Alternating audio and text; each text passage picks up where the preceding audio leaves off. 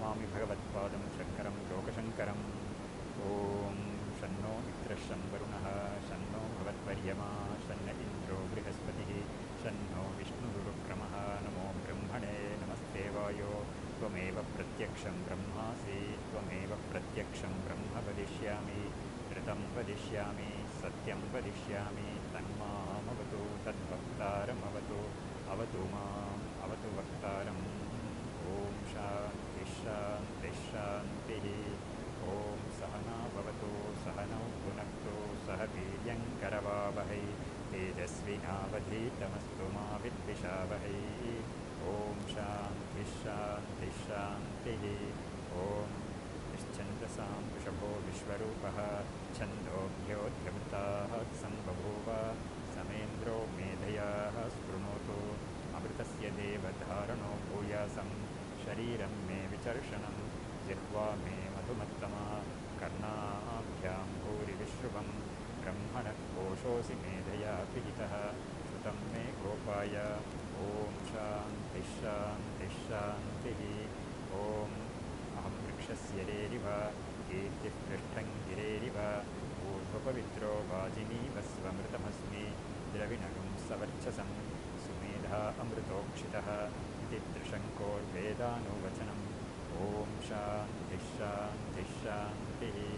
ॐ भद्रं कर्णेभिः शृणुयामदेवाः भद्रं पश्येमाक्षभिर्यजत्राः स्थिरैरङ्गैः स्तुष्टुवागुंसस्तनूभिः व्यशेम देवहितं यदायुः स्वस्ति न इन्द्रो वृद्धश्रवाः स्वस्ति नः पूषा विश्ववेदाः स्वस्ति नस्तार्क्ष्यो अरिष्टनेमिः स्वस्ति नो बृहस्पतिर्ददातु। ॐ शान्तिः शान्तिः शान्तिः। ॐ पूर्णमदः पूर्णमिदं पूर्णात् पूर्णमुदच्यते पूर्णस्य पूर्णमादाय पूर्णमेवावशिष्यते। ॐ शान्तिः शान्तिः शान्तिः। ॐ आप्यायन्तु ममाङ्गानि वाक्प्राणचक्षुश्रोत्रमतो बलमिन्द्रियाणि च सर्वाणि सर्वं ब्रह्मोपनिषदं माहं ब्रह्म निराकुर्यां मां ब्रह्म निराकरोत् अनिराकरणमस्तु अनिराकरणं मे अस्तु तदात्मनि नृतेय उपनिषत्सु धर्मास्ते मयि सन्तु ते मयि सन्तु। ॐ शान्तिः शान्तिः शान्तिः। ॐ वाङ् मे मनसि प्रतिष्ठिता मनो मे वाचि प्रतिष्ठितमाभिराविर्मयेधि वेदस्य महनीः स्तश्रुतं मे मा प्रहासेरनेन गीतेन अहोरात्रान् सन्दधामि ऋतं वदिष्यामि सत्यं वदिष्यामि तन्मामवतु तद्वक्तारमवतु अवतु माम् अवतु वक्तारमवतु वक्तारम्। ॐ शान्तिः शान्तिः शान्तिः। ॐ भद्रं नो अभिवादयमनः। ॐ शान्तिः शान्तिः शान्तिः। ॐ यो ब्रह्माणं विदधाति पूर्वं यो वै वेदांश्च प्रहिणोति तस्मै तगुम्भदेवमात्मबुद्धिप्रकाशं मुक्षुर्वै शरणमहं प्रपद्ये।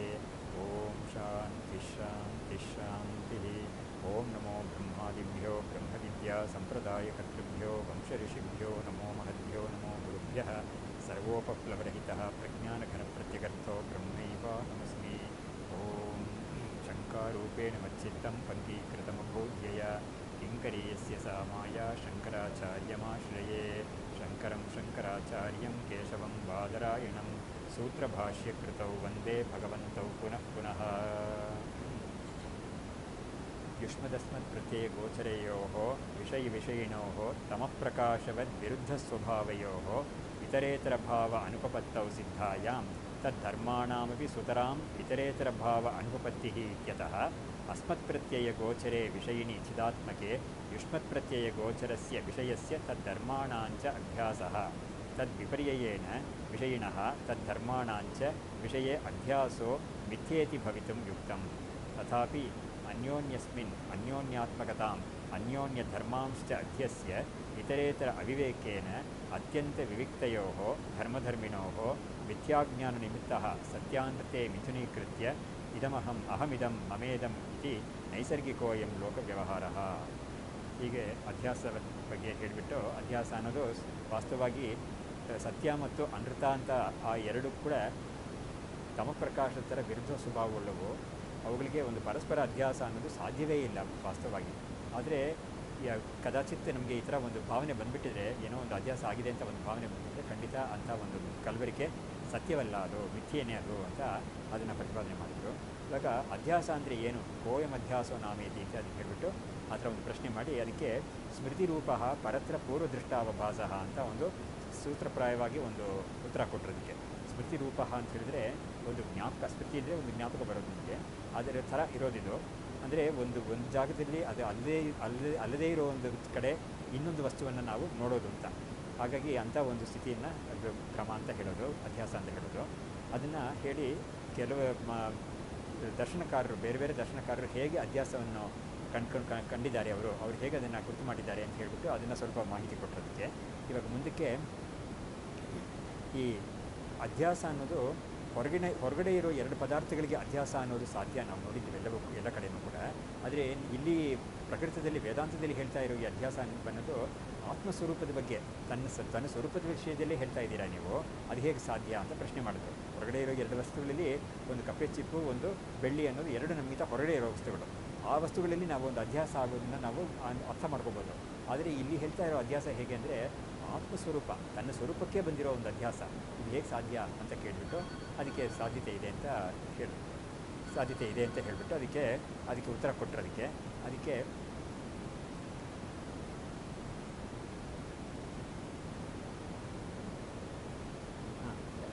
ಕ್ಲಾಸಲ್ಲಿ 9 ಗಂಟೆಗೆ ಮೇಲೆ ಮಾತಾಡ್ತಾರೆ ಅಂತ ಹೇಳಿ, 9 ಗಂಟೆಗೆ ಮೇಲೆ ಮಾತಾಡ್ತಾರೆ.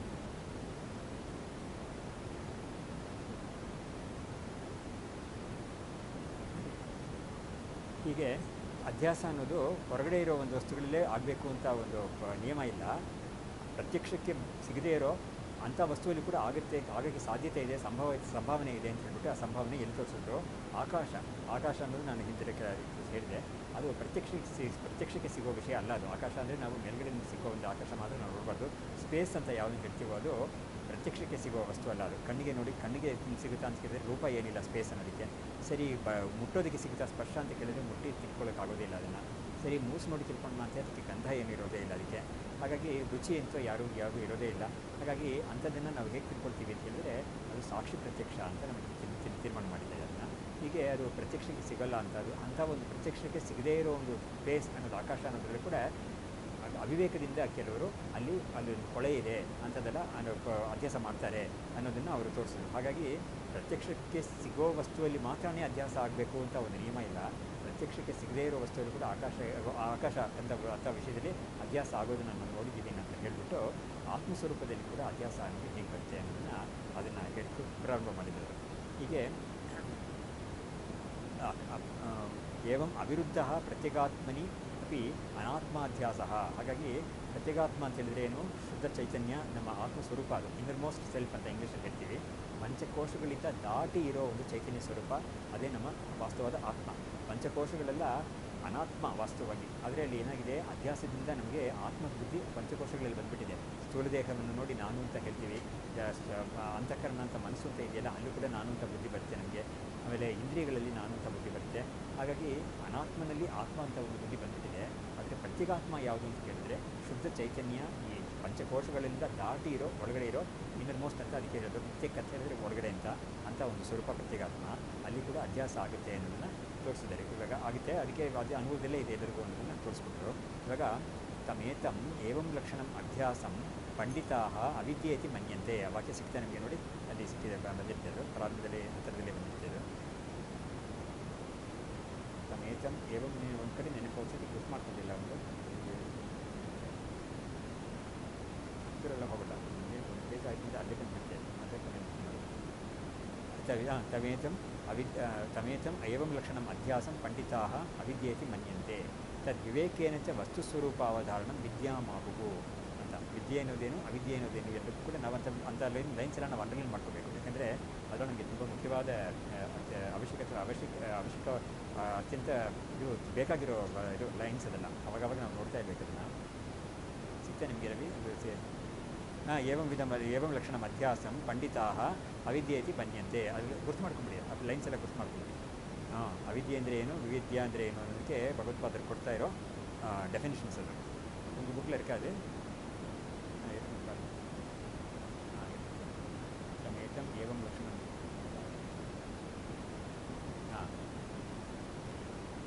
ಅಲ್ಲಿ ಅಧ್ಯಾಸ ಅಂದರೆ ಏನು, ಅವಿದ್ಯೆ ಅಂದರೆ ಏನು, ವಿದ್ಯೆ ಅಂದರೆ ಏನು ಅನ್ನೋದಕ್ಕೆ ಒಂದು ಸಂಕ್ಷಿಪ್ತವಾಗಿ ಒಂದು ಡೆಫಿನೇಷನ್ ಕೊಡ್ತಾ ಇದ್ದಾರೆ. ತಮೇತಂ ಏವಂ ಲಕ್ಷಣಂ ಅಧ್ಯಾಸಂ, ಯಾವ ಥರ ಅಧ್ಯಾಸ, ಇಂಥ ಒಂದು ಅಧ್ಯಾಸ ಯಾವುದರಲ್ಲಿ ನಮಗೆ ಒಂದು ವಸ್ತುವಲ್ಲಿ ಇನ್ನೊಂದು ವಸ್ತುವನ್ನು ನೋಡೋದು ಅಂತ ಒಂದು ಹೇಳಿದ್ರಲ್ಲ, ಅಂಥ ಒಂದು ಅಧ್ಯಾಸಕ್ಕೆ ಪಂಡಿತರು ಅವಿದ್ಯಾ ಅಂತ ಹೇಳ್ತಾರೆ ಅದನ್ನು. ಆದರೆ ಇದು ಏವಂ ಲಕ್ಷಣಂ ಅಂತ ಇವರು ಹೇಳೋಕ್ಕೆ ಬಂದಿರೋದು ಏನು ಅಂದರೆ, ನಮ್ಮ ಆತ್ಮಸ್ವರೂಪಕ್ಕೆ ಬಂದಿರೋ ಇದು ಅಧ್ಯಾಸ ಅಂತ ಇದೆಯಲ್ಲ, ಅದನ್ನು ಅವಿದ್ಯೆ ಅಂತ ಹೇಳ್ತಾರೆ ಪಂಡಿತರು. ಅಂತ ಯಾರು ಈ ವಿದ್ಯಾ ಅಂತ ವಿಷಯಗಳಲ್ಲಿ ಚೆನ್ನಾಗಿ ಪರಿಣಿತರು, ಅವರಿಗೆ ಇಂಥ ವಿಷಯ ಏನು ಅಂತ ತಿಳ್ಕೊಂಡಿದ್ದಾರೆ, ಅವರು ಇದನ್ನು ಅಧ್ಯಾಸ ಅಂತ ಹೇಳ್ತಾರೆ ಅಂತ ಹೇಳ್ಬಿಟ್ಟು ಅವಿದ್ಯಾ ಅಂತ ಹೇಳ್ತಾರೆ. ಅದನ್ನು ಅಧ್ಯಾಸವನ್ನು ಅವಿದ್ಯಾ ಅಂತ ಹೇಳ್ತಾರೆ ಅಂತ ಹೇಳ್ಬಿಟ್ಟು, ತದ್ ವಿವೇಕೇನ ಅಂದರೆ ಏನು, ಯಾವುದು ವಿಷಯದಲ್ಲಿ ಇನ್ನೊಂದು ತೋರ್ತಾ ಇದೆಯೋ ಅದನ್ನೆರಡನ್ನೂ ಕೂಡ ವಿವೇಕ ಮಾಡಿ ನೋಡೋದ್ರಿಂದ ನಮಗೇನಾಗುತ್ತೆ, ವಿದ್ಯೆ ಅನ್ನೋದು ನಮಗೆ, ಅದಕ್ಕೆ ವಿದ್ಯೆ ಅಂತ ಹೇಳೋದು. ವಿವೇಕದಿಂದ ನಾವು ತಿಳ್ಕೊಳ್ತೀವಲ್ಲ ವಸ್ತು ಸ್ವರೂಪ ಏನು ಅಂತ ತಿಳ್ಕೊಳ್ತೀವಲ್ಲ, ಅದಕ್ಕೆ ವಿದ್ಯೆ ಅಂತ ಹೇಳೋದು.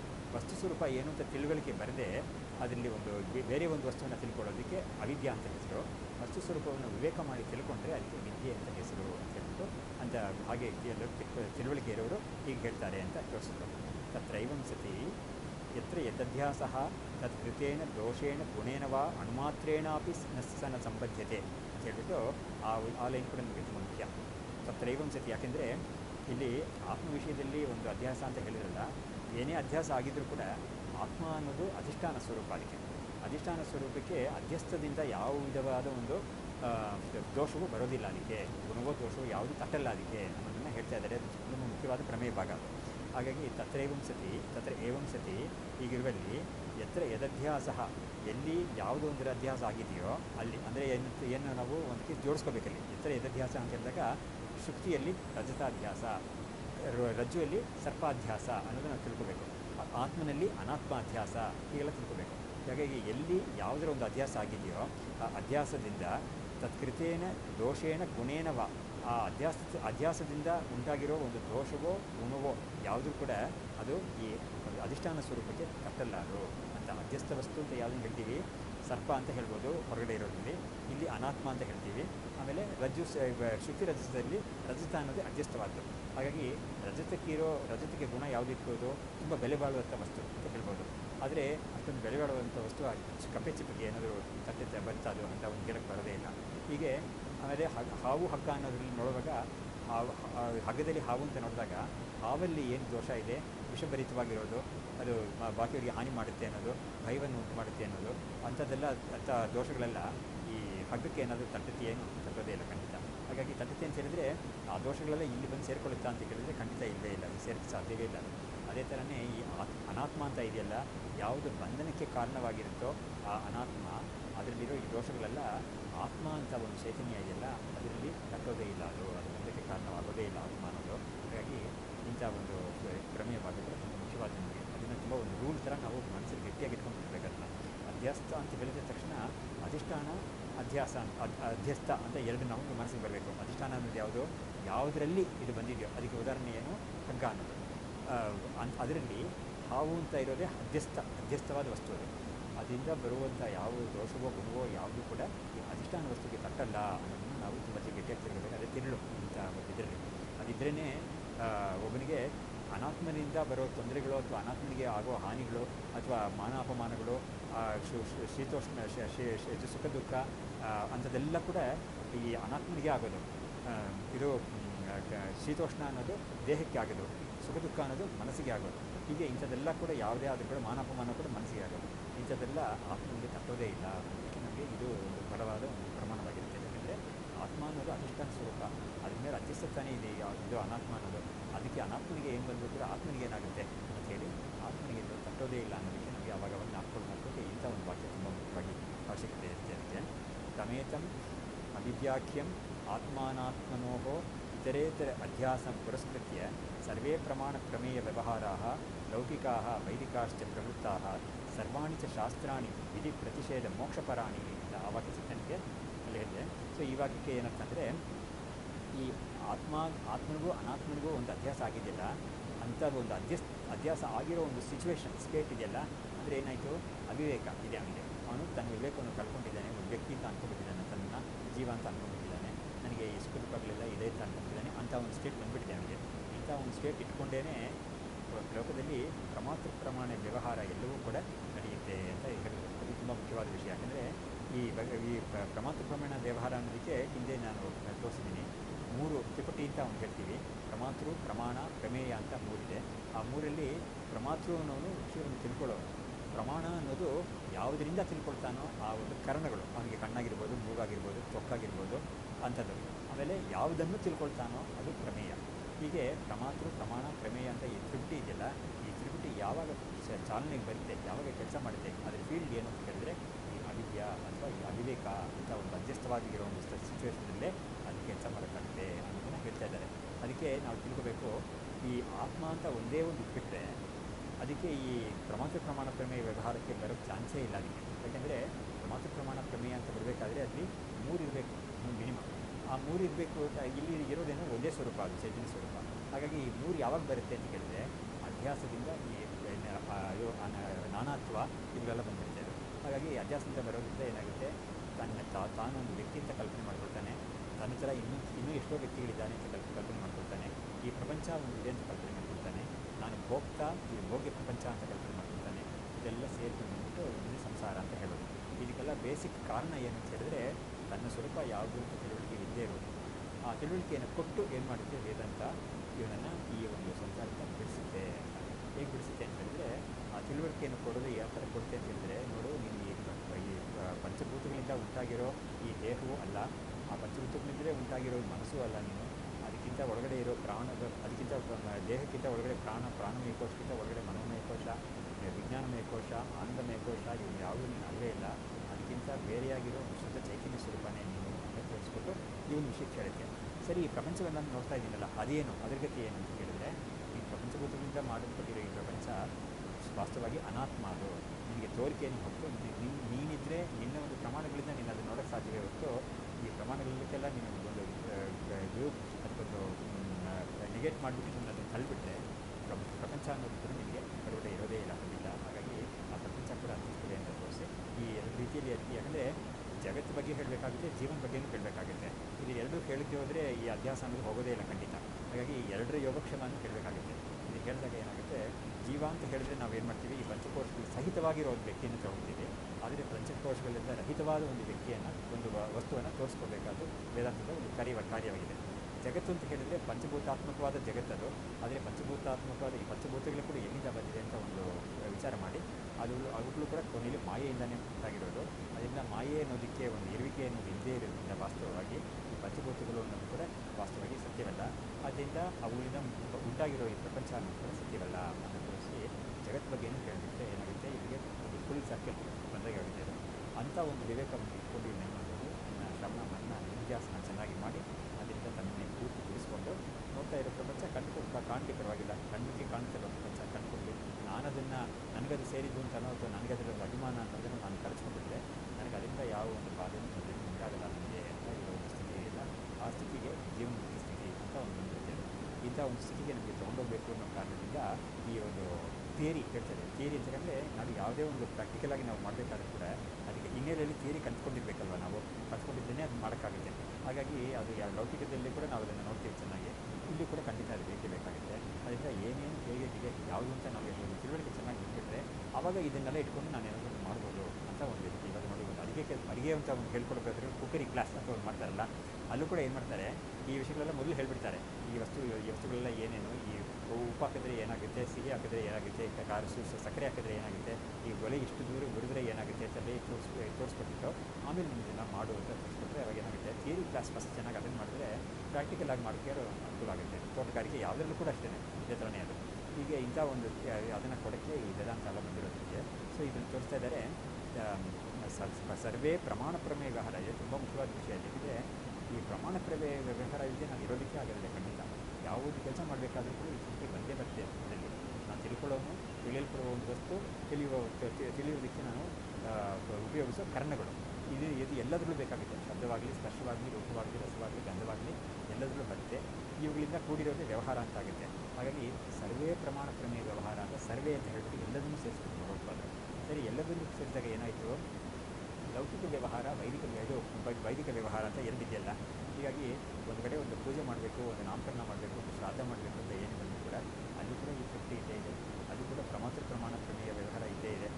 ಈ ಲೌಕಿಕ ವ್ಯವಹಾರಕ್ಕೆ ಯಾವುದೊಂದು ಮ್ಯಾನ್ಯುವಲ್ ಇಟ್ಕೊಳ್ತಾನೋ ಅದಕ್ಕೆ ಇನ್ನೊಂದು ಮ್ಯಾನ್ಯುವಲ್ ಇಟ್ಕೊಳ್ತಾನೆ ಅಷ್ಟೇ. ಸಾಧಾರೀಕರಣ ಮಾಡೋಕ್ಕೆ ಅದಕ್ಕೆ ಇನ್ನೊಂದು ಮ್ಯಾನ್ಯುವಲ್ ಇರುತ್ತೆ, ಇದಕ್ಕೊಂದು ಮ್ಯಾನ್ಯುವಲ್ ಇರುತ್ತೆ, ಅದಕ್ಕೊಂದು ಮ್ಯಾನ್ಯುವಲ್ ಇರುತ್ತೆ. ಹಾಗಾಗಿ ಏನು ವಿಶೇಷ ವ್ಯತ್ಯಾಸ ಏನಿಲ್ಲ ಅಂತ ಹೇಳ್ಬಿಟ್ಟು ಅದನ್ನು ಇನ್ನೂ ಸ್ವಲ್ಪ ಮುಂದಕ್ಕೆ ಎಳ್ಕೊಂಡು ಹೋಗಿ ಎಕ್ಸ್ಟೆಂಡ್ ಮಾಡಿ ಹೇಳ್ತಾ ಇದ್ದಾರೆ. ಮೋಕ್ಷ ಪ್ರಾಣಿಸ, ಮೋಕ್ಷಕ್ಕಾಗಿ ನೀನು ಏನೊಂದು ಪ್ರಯತ್ನ ಪಡ್ತಾ ಇದೆಯೋ ಅಲ್ಲೂ ಕೂಡ ಇದೇ ಪ್ರತಿನೇ ಕೆಲಸ ಮಾಡುತ್ತೆ ಅಂತ ಹೇಳ್ಬಿಟ್ಟು ಅದಕ್ಕೆ ಹೇಳಬೇಕಾಗಿದೆ ಅಂತ ಹೇಳಿದ್ರೆ, ಮೋಕ್ಷ ಅಂತ ಒಂದು ವ್ಯವಹಾರ ನಮಗೆ ಮಾಡಬೇಕಾದ್ರೆ ಅದಕ್ಕೆ ಫಸ್ಟು ಏನು ಸಿದ್ಧವಾಗಿರಬೇಕು, ಬಂಧ ಅಂತ ಒಂದು ಸಿದ್ಧವಾಗಿರಬೇಕು. ಯಾಕೆಂದರೆ ಬಂಧ ಇದ್ದರೆ ತಾನೇ ನಾನು ಮೋಕ್ಷಕ್ಕೆ ನಾನು ಪ್ರಯತ್ನ ಮಾಡಬೇಕು. ಹಾಗಾಗಿ ಬಂಧ ಅಂತ ನೀನು ಸಿದ್ಧ ಮಾಡ್ಕೊಂಡ್ಬಿಟ್ಟಿದ್ಯಾ, ಆದರೆ ಆ ಬಂಧವನ್ನೇ ನಾವು ಇವಾಗ ಮಿಥ್ಯೆ ಅಂತ ತೋರಿಸ್ತೀವಿ. ಹಾಗಾಗಿ ಆ ಮಿಥ್ಯೆಯಾಗಿರೋ ಬಂಧ ಸ್ಥಿತಿಯಲ್ಲಿ ನೀನೇನು ಮಾಡಿದ್ಯಾ, ಬಂಧ ಅಂತ ಒಂದಿದೆ, ಇದನ್ನು ನಿಮಗೆ ಮೋಕ್ಷ ಅಂತ ಒಂದಿದೆ ಅಂತ ಹೇಳ್ಬಿಟ್ಟು ನೀನು ಮೋಕ್ಷಕ್ಕೆ ಪ್ರಯತ್ನ ಮಾಡ್ತೀಯಾ. ಅದಕ್ಕೆ ಏನು ಮಾಡ್ತೀಯ ನೀನು, ಮೋಕ್ಷಕ್ಕೆ ಪ್ರಯತ್ನ ಮಾಡೋಕ್ಕೆ ನಿನಗೆ ವೇದಾಂತ ಅಂತ ಒಂದು ಪ್ರಮಾಣವನ್ನು ನೀನು ಸ್ವೀಕರಿಸ್ತೀಯ. ಆಮೇಲೆ ಅದಕ್ಕೆ ಗುರುವಚನ ಅಂತ ಒಂದು ಸ್ವೀಕರಿಸ್ತೀಯ. ಆಮೇಲೆ ನಾನು ಸಾಧನೆ ಮಾಡಬೇಕು ಅಂತ ಒಂದು ಸ್ವೀಕರಿಸ್ತೀಯ. ಅದೆಲ್ಲ ಇದೆಲ್ಲ ಕೂಡ ಪ್ರಮಾಣಸ್ಪರ್ಧೆ ವ್ಯವಹಾರದಲ್ಲೇ ಇದೆ. ಇದು ಕೂಡ ವಿದ್ಯಾ ಅಂತ ಒಂದು ಸೌಕರ್ಯದಲ್ಲೇ ನಡೀತಾ ಇದೆ ಅಂತ ನಮಗೆ ತೋರಿಸ್ತಾ ಇದ್ದಾರೆ. ಇದನ್ನು ತಿಳ್ಕೊಳ್ಳುವಾಗ ನಮಗೆ ಸ್ವಲ್ಪ ಝುಮ್ ಅನಿಸುತ್ತೆ. ಏನಪ್ಪ ಇದು, ಇದನ್ನೇ ಅವ್ರು ಯಾವುದನ್ನು ಬರೆಯೋಕ್ಕೆ ಬಂದಿದ್ದಾರೋ ಆ ವಸ್ತುವನ್ನೇ, ಆ ಒಂದು ವಿಷಯವನ್ನೇ ಕೂಡ ಇವರು ಅವಿದ್ಯಾ ಅಂತ ಒಂದು ಕೋಟಿಗೆ ತಳ್ತಾ ಇದ್ದಾರಲ್ಲ, ಇದು ಇವ್ರಿಗೆ ಎಷ್ಟು ಧೈರ್ಯ ಬೇಕು ಇವರಿಗೆ ಅಂತ ನಮಗೊಂದು ಅನಿಸುತ್ತೆ. ಯಾಕಂದರೆ ನಾವು ಅದನ್ನು ಗಹನತೆ ನಾವು ಸ್ವಲ್ಪ ಗ್ರಾಸ್ ಮಾಡ್ಕೋಬೇಕು, ಅವಾಗ ನಮಗೆ ಏನು ಅಪ್ರಿಷಿಯೇಟ್ ಮಾಡೋಕ್ಕಾಗುತ್ತೆ. ಯಾವ ಒಂದು ವೇದಾಂತವಂತೆ, ಯಾವ ಒಂದು ವೇದಾಂತವನ್ನು ಅಧ್ಯಯನ ಮಾಡಿ ನೀನು ಈ ಮೋಕ್ಷ ಅಂತ ಪಡ್ಕೊಳ್ಳೋಕ್ಕಾಗುತ್ತೋ, ಯಾವ ಒಂದು ವೇದಾಂತ ಸಾಧನೆ ಅಂತ ನೀನು ಮಾಡಿ ಅದನ್ನು ನೀನು ಪಡ್ಕೊಳ್ಳೋಕ್ಕಾಗುತ್ತೋ ಅಂಥ ಒಂದು ಎಂಟೈರ್ ವ್ಯವಹಾರವನ್ನೇ ಕೂಡ ಇವರು ಏನು ಮಾಡಿಬಿಟ್ರು, ಅವಿದ್ಯಾ ಅಂತ ಒಂದು ಕೋಟಿಗೆ ಸೇರಿಸ್ಬಿಟ್ಟು. ಯಾಕೆಂದರೆ ನಮಗೆ ಲಾಜಿಕಲಾಗಿ ಅರ್ಥ ಮಾಡ್ಕೊಂಡ್ರೆ ನಮಗೆ ಚೆನ್ನಾಗಿ ಅದನ್ನು ಅಪ್ರಿಷಿಯೇಟ್ ಮಾಡೋಕ್ಕಾಗುತ್ತೆ. ಬಂಧ ಅಂತ ಮೋಕ್ಷ ಅಂತ ಯಾತಕ್ಕೆ ಒಂದು ಬರುತ್ತೆ ಅಂತ ಹೇಳಿದ್ರೆ, ಬಂಧ ಅಂತ ಒಂದು ಇರೋದ್ರಿಂದ ಅದನ್ನು ಅಂಗೀಕಾರ ಮಾಡಿಬಿಟ್ಟಿದ್ಯಾ. ಬಂಧ ಅಂತ ಅಂಗೀಕಾರ ಮಾಡಿದ್ದೇ ತಪ್ಪು ಅಂತ ಇವರು ತೋರಿಸ್ಕೊಳ್ತಾ ಇದ್ದಾರೆ. ವಾಸ್ತವವಾಗಿ ಅದಕ್ಕೆ ಮೊದಲು ವಾಕ್ಯದಲ್ಲಿ ಅದೇ ಬಂತು, ಬಂಧ ಅಂತ ಬರೋಕ್ಕೆ ಸಾಧ್ಯವೇ ಇಲ್ಲ, ಅನಾತ್ಮನಿಗೂ ಆತ್ಮನಿಗೂ ಒಂದು ಕಲಬೆರಕೆ, ಒಂದು ಗಂಟು ಬರೋಕ್ಕೆ ಸಾಧ್ಯವೇ ಇಲ್ಲ ಅಂತ ತೋರಿಸಿದ್ರು. ಆದರೆ ಸಾಧ್ಯವಿದೆ ಅಂತ ಅದನ್ನು ಒಪ್ಕೊಂಡು ಮಾತಾಡೋದು ಈ ವೇದಾಂತ ಆಗಲಿಲ್ಲ. ಅಂದರೆ ವೇದಾಂತ ಯಾಕೆ ಬರಬೇಕು ಅಂತ ಹೇಳಿದ್ರೆ, ಆ ಗಂಟು ನೀನು ಅಂದ್ಕೊಂಡ್ಬಿಟ್ಟಿದ್ದಿಲ್ಲ, ಅದನ್ನು ಬಿಡಿಸಕ್ಕೆ ಬಂದಿರೋದು ಅಂತ. ಆದರೆ ಮೊದಲು ನೀನು ಈ ಗಂಟೆ ಇಲ್ಲ, ವಾಸ್ತವವಾಗಿ ಇದಕ್ಕೂ ಅದಕ್ಕೂ ಒಂದು ಕಲಬೆರಕೆ ಆಗೋಕ್ಕೆ ಸಾಧ್ಯತೆಯೇ ಇಲ್ಲ ಅಂತ ನೀನು ತೀರ್ಮಾನ ಚೆನ್ನಾಗಿ ಮಾಡ್ಕೊಂಡ್ಬಿಟ್ರೆ ಆವಾಗ ಬಿಡಿಸ್ಕೊಂಡು ಆಯಿತು ಅಂತಲೇ ಹೇಳಬೇಕು. ಆದರೆ ಅಂಥ ಒಂದು ತಿಳುವಳಿಕೆ ನಮಗೆ ಅಷ್ಟು ಬೇಗ ಬಂದಿರಲ್ಲ, ಅದು ಅಭ್ಯಾಸದಿಂದ ಚೆನ್ನಾಗಿ ಬರುತ್ತೆ ಅಂತ ಹೇಳ್ಬಿಟ್ಟು ಅಂಥ ಒಂದು ಅಭ್ಯಾಸವನ್ನು ನಮಗೆ ವೇದಾಂತ ಅಭ್ಯಾಸ ಅಂತಲೇ ತೋರಿಸ್ಕೊಟ್ಟಿದ್ದಾರೆ. ಅದಕ್ಕೆ ನಾವು ಬೇಕಾದಷ್ಟು ನೋಡಿದ್ದೀವಿ. ತತ್ಸಂತನ ಕಥನ ಅನ್ಯೋನ್ಯಂ ತತ್ಪ್ರಬೋಧನ ಏತದೇಕಪರತ್ವಂಚ ಬ್ರಹ್ಮಾಭ್ಯಾಸ ವಿದುರ್ಬುಧ ಅಂತ ಶ್ಲೋಕ ಬರ್ಕೊಂಡಿದೆ ನಮ್ಮಲ್ವ, ಇದು ಬರ್ಕೊಂಡಿದೆ. ಸೊ ತತ್ಚಿಂತನ, ಆ ಸ್ವರೂಪ, ಬ್ರಹ್ಮಸ್ವರೂಪ ಏನು, ಆತ್ಮಸ್ವರೂಪ ಏನು ಅನ್ನೋದಕ್ಕೆ ಇದೆಲ್ಲ ಅಂದರೆ ಚಿಂತನೆ ಮಾಡ್ತಾ ಇರೋದು ಯಾವಾಗಲೂ. ತತ್ ಕಥನ, ಏನಾದರೂ ಒಂದು ಮಾತಾಡೋಕ್ಕೆ ನಿಮ್ಗೆ ಅವಕಾಶ ಸಿಕ್ಕರೆ ಅದನ್ನ ಬಗ್ಗೆ ಮಾತಾಡೋದು. ಆಮೇಲೆ ಅನ್ಯೋನ್ಯಂ ತತ್ ಪ್ರಬೋಧನ, ಒಬ್ರಿಗೊಬ್ಬರು ಇದನ್ನೇ ಬೋಧನೆ ಮಾಡ್ಕೊಳ್ತಾ ಇರೋದು. ಆಮೇಲೆ ಏಕಪರತ್ವ, ತದೇಕಪರತೆ ಈ ವಿಷಯದಲ್ಲಿ ನನಗೆ ಬೇರೆ ಏನೋ ಒಂದು ಓದಬೇಕು ಅಂತಂದರೆ ನನಗೆ ಲೌಕಿಕದಲ್ಲಿ ಕೆಲವು ಆಕಾಂಕ್ಷೆಗಳೆಲ್ಲ ಇರುತ್ತೆ. ಆದರೆ ಇದರಲ್ಲಿ ಕೂಡ ನನಗೆ ಬೇಕು ಅಂತ ಒಂದು ಆಕಾಂಕ್ಷತೆ, ಒಂದು ತದೇಕಪರತೆ ಇದೆಯಲ್ಲ, ಅದು ನಮಗೆ ಬೇಕಾಗಿದೆ ಅಂತ ಹೇಳ್ಬಿಟ್ಟು ಇದನ್ನು ಬ್ರಹ್ಮಾಭ್ಯಾಸ ಅಂತ ದೊಡ್ಡವರು ಹೇಳಿದ್ದಾರೆ ಅಂತ ಹೇಳಿ. ಇಂಥ ಒಂದು ಅಭ್ಯಾಸದಿಂದ ನಮಗೆ ಅದು ಸಿಕ್ಕುತ್ತೆ ಅಂತ. ಇವಾಗ ಇದಕ್ಕೆ ಮುಂದಕ್ಕೆ ತೊಗೊಂಡು ಹೋಗೋಣ ಇದನ್ನು. ಕಥಂ ಪುನಃ ಅವಿದ್ಯಾವದ್ ವಿಷಯಾಣಿ. ಹಾಂ ಹೇಳಿ.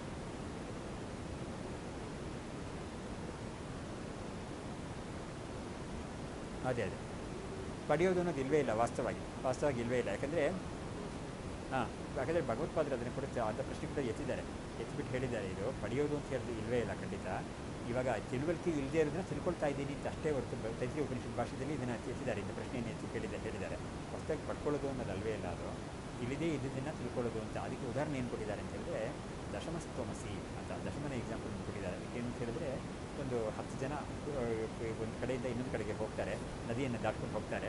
ಆ ಕಡೆ ಹೋದ್ಮೇಲೆ ಅವರಿಗೆ ಒಬ್ಬ ಕಡಿಮೆ ಆಗ್ಬಿಟ್ಟಿದ್ದಾನೆ, ಒಬ್ಬ ಹೋಗ್ಬಿಟ್ಟಿದ್ದಾನೆ ಅಂತ ಒಂದು ಭ್ರಮೆ ಬಂದುಬಿಟ್ಟಿರುತ್ತೆ ಅವರಿಗೆ. ಎಣಿಸ್ತಾನೆ, ಒಬ್ಬ ಎಣಿಸ್ತಾನೆ, ಎಲ್ಲರನ್ನೂ ಎಣಿಸ್ತಾನೆ, ತನ್ನನ್ನು ಮಾತ್ರ ಎಣಿಸ್ಕೊಳ್ಳೋದೇ ಇಲ್ಲ ಅವನು. 9 ಜನ ಇದ್ದಾರೆ ತೀರ್ಮಾನ ಮಾಡಿಕೊಂಡು ಸ್ವಲ್ಪ ವ್ಯಥೆ ಪಡ್ತಾ ಇರ್ತಾರೆ. ಯಾರೋ ಒಬ್ಬರು ಅಲ್ಲಿ ನೋಡ್ಬಿಟ್ಟು ಯಾಕಪ್ಪ ಇಷ್ಟು ವ್ಯಥೆ ಪಡ್ತಾ ಇದ್ದಾರೆ ಅಂತ ಕೇಳಿದಾಗ ಹೇಳ್ತಾರೆ, ಈ ಥರ ಆಗಿದೆ, ನಾವು ಅಲ್ಲಿಂದ ಬಂದ್ವಿ, 10 ಜನ ಸೇರ್ಕೊಂಡು ಬಂದ್ವಿ, ಆದರೆ ಇವಾಗ 9 ಜನ ಉಳ್ಕೊಂಡಿದ್ದೀವಿ, ಯಾರೋ ಹೋಗ್ಬಿಟ್ಟಿದ್ದಾನೆ ಅಂತ ಅವ್ರು ಹೇಳ್ತಾನೆ. ಇಲ್ಲಪ್ಪ ನಾನು ನೀನು ತೋರಿಸ್ತೀನಿ ಅಂತ ಹೇಳ್ಬಿಟ್ಟು ಎಲ್ಲ 9 ಎಣಿಸ್ಬಿಟ್ಟು 10ನೇ ನೋಡು ನೀನೇ ಅಂತ ತೋರಿಸ್ತಾರೆ. ಯಾವ ಎಣಿಸು ಎಲ್ಲ 9ನ್ನು ತಾನು ಎಣಿಸ್ಕೊಳ್ಳದೆ ಬಿಟ್ಬಿಟ್ಟಿನೋ ಈತ ಬಂದ್ಬಿಟ್ಟು ಏನು ಮಾಡ್ತಾರೆ, ಇವಾಗ 9ನ್ನು ಎಣಿಸ್ಬಿಟ್ಟು 10ನೇ ನೀನೇಪ್ಪ ಅಂತ ತೋರಿಸ್ತಾರೆ. ಅವಾಗ ಇವನೇನು ಹೊಸದಾಗಿ ಏನಾದರೂ ಪಡ್ಕೊಂಡ, ಏನೂ ಇಲ್ಲವೇ ಇಲ್ಲ, ತನ್ನನ್ನು ಅವ್ನು ಗಣನೆಗೆ ಮಾಡ್ಕೊಂಡಿರಲಿಲ್ಲ, ಇವಾಗ ಗಣನೆಗೆ ತಗೊಂಡ ಅಷ್ಟೇ. ಅದೇ ಥರನೇ ಇಲ್ಲೂ ಕೂಡ ಆತ್ಮಸ್ವರೂಪ ಎಂಥದ್ದು ಅಂತ ನಮಗೆ ಗೊತ್ತಿರಲಿಲ್ಲ ಮುಂಚೆ, ಇವಾಗ ತೋರಿಸ್ಕೊಟ್ಟ ಮೇಲೆ ಇದೇ ನಾನು ಅಂತ ಗೊತ್ತಾಗುತ್ತೆ. ಅದರಿಂದ ಪಡ್ಕೊಳ್ಳೋದು ಅಂತ ಏನಿಲ್ಲವೇ ಇಲ್ಲ. ಇದು ಗೊತ್ತಿಲ್ಲ ಅಂತ ಒಂದು ಸ್ಥಿತಿ ಇತ್ತಲ್ಲ, ಆ ಸ್ಥಿತಿ ಹೋಯ್ತು ಇವಾಗ ಅಷ್ಟೇ. ನನಗೆ ಈ ಸ್ವರೂಪ ಗೊತ್ತಿರಲಿಲ್ಲ ಅಂತ ಒಂದು ಸ್ಥಿತಿ ಇತ್ತು, ಆ ಸ್ಥಿತಿ ಇವಾಗ ಹೋಯಿತು. ಅದನ್ನು ಹೋಗ್ಲಾಡ್ಸೋಕ್ಕೆ ಒಬ್ಬರು ಅಲ್ಲಿ ಒಬ್ಬ ಆತ ಬಂದು ತೋರಿಸಿದ್ರಲ್ಲ, ಆ ಥರ ಇಲ್ಲಿ ಕೂಡ ಈ ಗುರು ಬಂದು ತೋರಿಸ್ಕೊಡ್ತಾ ಇದ್ದಾರೆ ಅಂತ ನನಗೆ ಇಲ್ಲಿ ಪ್ರಕೃತಾದೇನೆ ಬ್ರಹ್ಮಚರ್ಯ ಹೇಳಿ ತೋರಿಸಿದ್ದಾರೆ. ಅಂದರೆ ಹೊಸದಾಗಿ ಒಂದೂರು ಅಂತ ಏನು ಇಲ್ಲ ಅಲ್ಲಿ. ಇದು ಒಂದು ಈ ಊರಿಂದ ಇನ್ನೊಂದು ಊರಿಗೆ ಹೋಗಿ ಸೇರ್ತೀವಿ ಅಂತ ಅಂಥದ್ದೆಲ್ಲ ಕೂಡ ಅಲ್ಲೇ ಇಲ್ಲ. ಅದು ಒಂದು 10 ಜನದಲ್ಲಿ ಒಂದಿನ ಬಿಟ್ಟು ಎಣಿಸಿ ಅವ್ನು ಈ ಥರ ಅಂದ್ಕೊಂಡಿದ್ದಲ್ಲ, ಅದು ತೋರಿಸ್ಕೊಟ್ಟಾಗ ಅವ್ನಿಗೆ ಗೊತ್ತಾಗುತ್ತಲ್ಲ, ಆ ಥರ ಇದು ತೋರಿಸ್ಕೊಟ್ಟು ಗೊತ್ತಾಗುತ್ತೆ ಇದು. ಹೀಗಾಗಿ ಅವಾಗೇನಾಗುತ್ತೆ, ಅವನಿಗೆ ಆ ಥರ ತೋರಿಸ್ಕೊಟ್ಟಾಗ ನೋಡಿ, ಈ ಪ್ರಕೃತದಲ್ಲಿ ಕೂಡ 10ನೇ ಏನಾದರೂ ಕಳೆದೋಗಿದ್ದು ಮುಂಚೆನೇ, ಖಂಡಿತ ಕಳೆದೋಗಲೇ ಇಲ್ಲ. ಹಾಗಾಗಿ ಇವನಿಗೆ ಇವಾಗ ತಿಳುವಳಿಕೆ ಬಂದಾಗ ಏನಾಗುತ್ತೆ, ಅಯ್ಯೋ ನಾನು ಕಳೆದೋಗಿದ್ದ ಅಂತ ಅಂದ್ಕೊಂಡಲ್ಲ, ಕಳೆದೋಗಲೇ ಇಲ್ವಲ್ಲ, ಇದ್ದಾನಲ್ಲ ಅವನು, ಯಾವಾಗಲೂ ಇದ್ದಾನಲ್ಲ ಅಂತ ಅವನಿಗೆ ಬುದ್ಧಿ ಬರುತ್ತೆ. ಹಾಗಾಗಿ ಇಲ್ಲೂ ಕೂಡ ನಾನು ಅವಿದ್ಯೆಯಲ್ಲಿ ಯಾವತ್ತೂ ಇದ್ದೇ ಇಲ್ಲ, ನನಗೆ ಚೈತನ್ಯ ಸ್ವರೂಪವನ್ನು ಕೊಟ್ಟು ನಾನು ಯಾವತ್ತೂ ಇದ್ದೇ ಇಲ್ಲ, ಯಾವತ್ತೂ ನನಗೆ ಮೋಕ್ಷ ಸ್ವರೂಪ, ನನಗೆ ಮುಕ್ತ ಸ್ವರೂಪವೇ ಯಾವತ್ತೂ ಇರೋದು, ಮುಂಚೆನೂ ಇದ್ದಿದ್ದು, ಇವಾಗಲೂ ಇರೋದು, ಮುಂದೆನೂ ನನಗೆ ಮುಕ್ತ ಸ್ವರೂಪವೇ, ನನಗೆ ಬಂದ ಯಾವತ್ತೂ ಇದ್ದಿಲ್ಲ ಅಂತ ಅವನಿಗೆ ತಿಳುವಳಿಕೆ ಬರುತ್ತೆ. ಬಂಧದಲ್ಲಿ ಇದೇನಿ ಅಂತ ಹೇಳ್ಬಿಟ್ಟು ಸಾಧನೆ ಮಾಡ್ತಾನೆ. ಆದರೆ ತಿಳುವಳಿಕೆ ಬಂದಾಗ ಹೇಗೆ ಗೊತ್ತಾಗುತ್ತೆ ಅಂತಂದರೆ, ಇದು ಯಾವತ್ತೂ ಬಂದಿಲ್ಲ, ಯಾವತ್ತೂ ಬಿಡುಗಡೆ ಆಗಿರೋ ಸ್ವರೂಪ, ಯಾವತ್ತೂ ಮುಕ್ತನಾಗಿರೋ ಚೈತನ್ಯ ಸ್ವರೂಪವೇ ಹೊರತು ಮುಂಚೆ ಬಂದ ಇದ್ದು ಆಮೇಲೆ ನಾನು ಮುಕ್ತನಾಗಿ ಅಂತ ಅಲ್ವೇ ಇಲ್ಲ. ಅದು ನನಗೆ ಯಾವತ್ತೂ ಬಂದ ಇದ್ದೇ ಇಲ್ಲ ಅಂತ ಆ ಒಂದು ಬರುತ್ತೆ. ಯಾಕೆಂದರೆ ಇರೋ ಸ್ವರೂಪ ಒಂದೇ, ಪ್ರಪಂಚ ಅನ್ನೋದು ಕೂಡ ಇಲ್ಲವೇ ಇಲ್ಲ ಖಂಡಿತ. ಹಾಗಾಗಿ ಇವನು ಕೂಡ ಯಾವತ್ತೂ ತಾನಿರೋದು ಸ್ವರೂಪ ಚೈತನ್ಯ ಸ್ವರೂಪ, ನೀವು ದೇಹಾದಿಗಳು ಅಲ್ಲವೇ ಇಲ್ಲ. ಅದು ಹಾಗಾಗಿ ಇರೋ ಸ್ವರೂಪ ಇದೊಂದೇ ಇದೆ, ಮುಂಚೆ ಅನ್ನೋದು ಇವಾಗಲೂ ಇದೆ, ಇನ್ಮೇಲೂ ಇದೆ. ಆ ಒಂದು ಸ್ವರೂಪವನ್ನು ನಾನು ಸಾಧ್ಯ ಏನಿಲ್ಲ, ಅಷ್ಟು ಸುಲಭವಾಗಿರುತ್ತೆ. ಅಂದರೆ ರಮಣ ಮಹರ್ಷಿ ಒಂದು ಸತಿ ಹೇಳಿರುತ್ತೆ, ಅವಾಗ ಅವ್ರಿಗೆ ಅನುಭವ ಬಂದು ಎಷ್ಟೋ ಕಾಲಗಳಾದಮೇಲೆ ಇದಕ್ಕಾಗ ಇಷ್ಟೆಲ್ಲ ಕಷ್ಟಪಡ್ತಾರೆ ಎಲ್ಲರೂ ಅಂತ ಅಂದ್ಕೊಂಡಿರುತ್ತೆ. ಅವ್ರಿಗೆ ಅನಿಸ್ತಾ ಇರ್ತದೆ ಎಲ್ಲರೂ ಇದಕ್ಕಾಗಿ ಕಷ್ಟಪಡ್ತಾ ಇದ್ದಾರೆ ಅಂತ. ತನ್ನ ಸ್ವರೂಪ ತಾನಂತ ತಿಳ್ಕೊಂಡ ಮೇಲೆ ಅವರಿಗೆ ಅನಿಸಿದೆ, ಎಷ್ಟು ಸುಲಭವಾದ ವಿಷಯ ಇದು, ಇದಕ್ಕೋಗಿ ಎಷ್ಟು ಕಷ್ಟಪಡ್ತಾ ಇದ್ದಾರಲ್ಲ ಅಂತ ಅವ್ರಿಗೆ ಅನಿಸಿದೆ. ಅದು ಅಂದರೆ ಶಾಸ್ತ್ರದಲ್ಲಿ ಹೇಳಿರೋದೇನೋ, ಅನೇಕ ಜನ್ಮ ಸಂಸಿದ್ಧ ತಥೋಯಾತಿ ತರಾಂಗತಿ, ಎಷ್ಟೋ ಜನ್ಮಾಂತರಗಳಲ್ಲಿ ಅವನು ಸಾಧನೆ ಮಾಡಿ ಒಂದು ಸತಿ ಹೊಂದ್ತಾನೆ.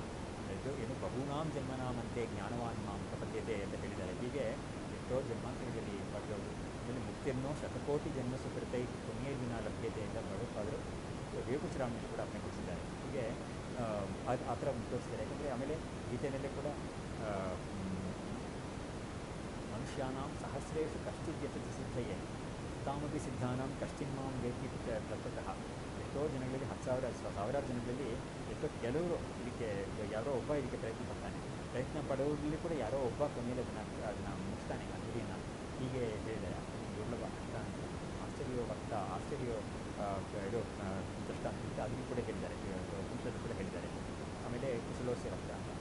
ಆಮೇಲೆ ಇಲ್ಲಿ ಅದನ್ನು ಅದರ ಒಂದು ಗಹನತೆ ನಮಗೆ ಗೊತ್ತಾಗಬೇಕು ಅನ್ನೋದ್ರಿಂದ ಈ ಅವಿದ್ಯೆ ಅನ್ನೋದು ಎಂಥದ್ದು, ಇದನ್ನು ನಾವು ಚೆನ್ನಾಗಿ ತಿಳ್ಕೊಂಡ್ಬಿಟ್ರೆ ಈ ಅವಿದ್ಯೆ ಅನ್ನೋದ್ರ ನೇಚರ್ನ, ಅವಾಗ ಅದನ್ನು ಗೆಲ್ಲಕ್ಕೆ ನಮಗೆ ಸಾಧ್ಯವಾಗುತ್ತೆ ಅಂತ. ನೋಡಿ, ಎಲ್ಲ ಕಡೆಯೂ ಅದೇ ತಾನೇ. ಇವಾಗ ಒಂದು ಪ್ರಾಬ್ಲಮ್ ಸಾಲ್ವ್ ಮಾಡಬೇಕು ಅಂತ ಹೇಳಿದ್ರೆ, ಪ್ರಾಬ್ಲಮ್ ನಮಗೆ ಚೆನ್ನಾಗಿ ತಿಳ್ಕೊಂಡ್ಬಿಟ್ಟೆ ನಮಗೆ ಅದನ್ನು ಒಂದು ಸೊಲ್ಯೂಷನ್ ನಮಗೆ ತುಂಬ ಚೆನ್ನಾಗಿ ಬರುತ್ತೆ. ನಮ್ಮ ಮೆಂಟ್ಲು ಸಲಹೆ ಕೊಟ್ಟಿರಲಿಲ್ಲ ಅವರು ಹೇಳೋರಂತೆ ಸ್ಟೂಡೆಂಟ್ಸ್ ಹತ್ರ, ನೋಡು ಕ್ವಶನ್ ಪೇಪರ್ ಬಂದಮೇಲೆ ಕ್ವಶನ್ಸ್ ನಾನು ಚೆನ್ನಾಗಿ ತಿಳ್ಕೊಂಡ್ಬಿಟ್ಟೆ, ನಿಮಗೆ ಒಂದು ಅರ್ಧಕ್ಕೆ ಮೇಲೆ ನಿಮಗೆ ಸೊಲ್ಯೂಷನ್ ನಿಮಗೆ ತೋರಿಸ್ಬಿಡುತ್ತೆ.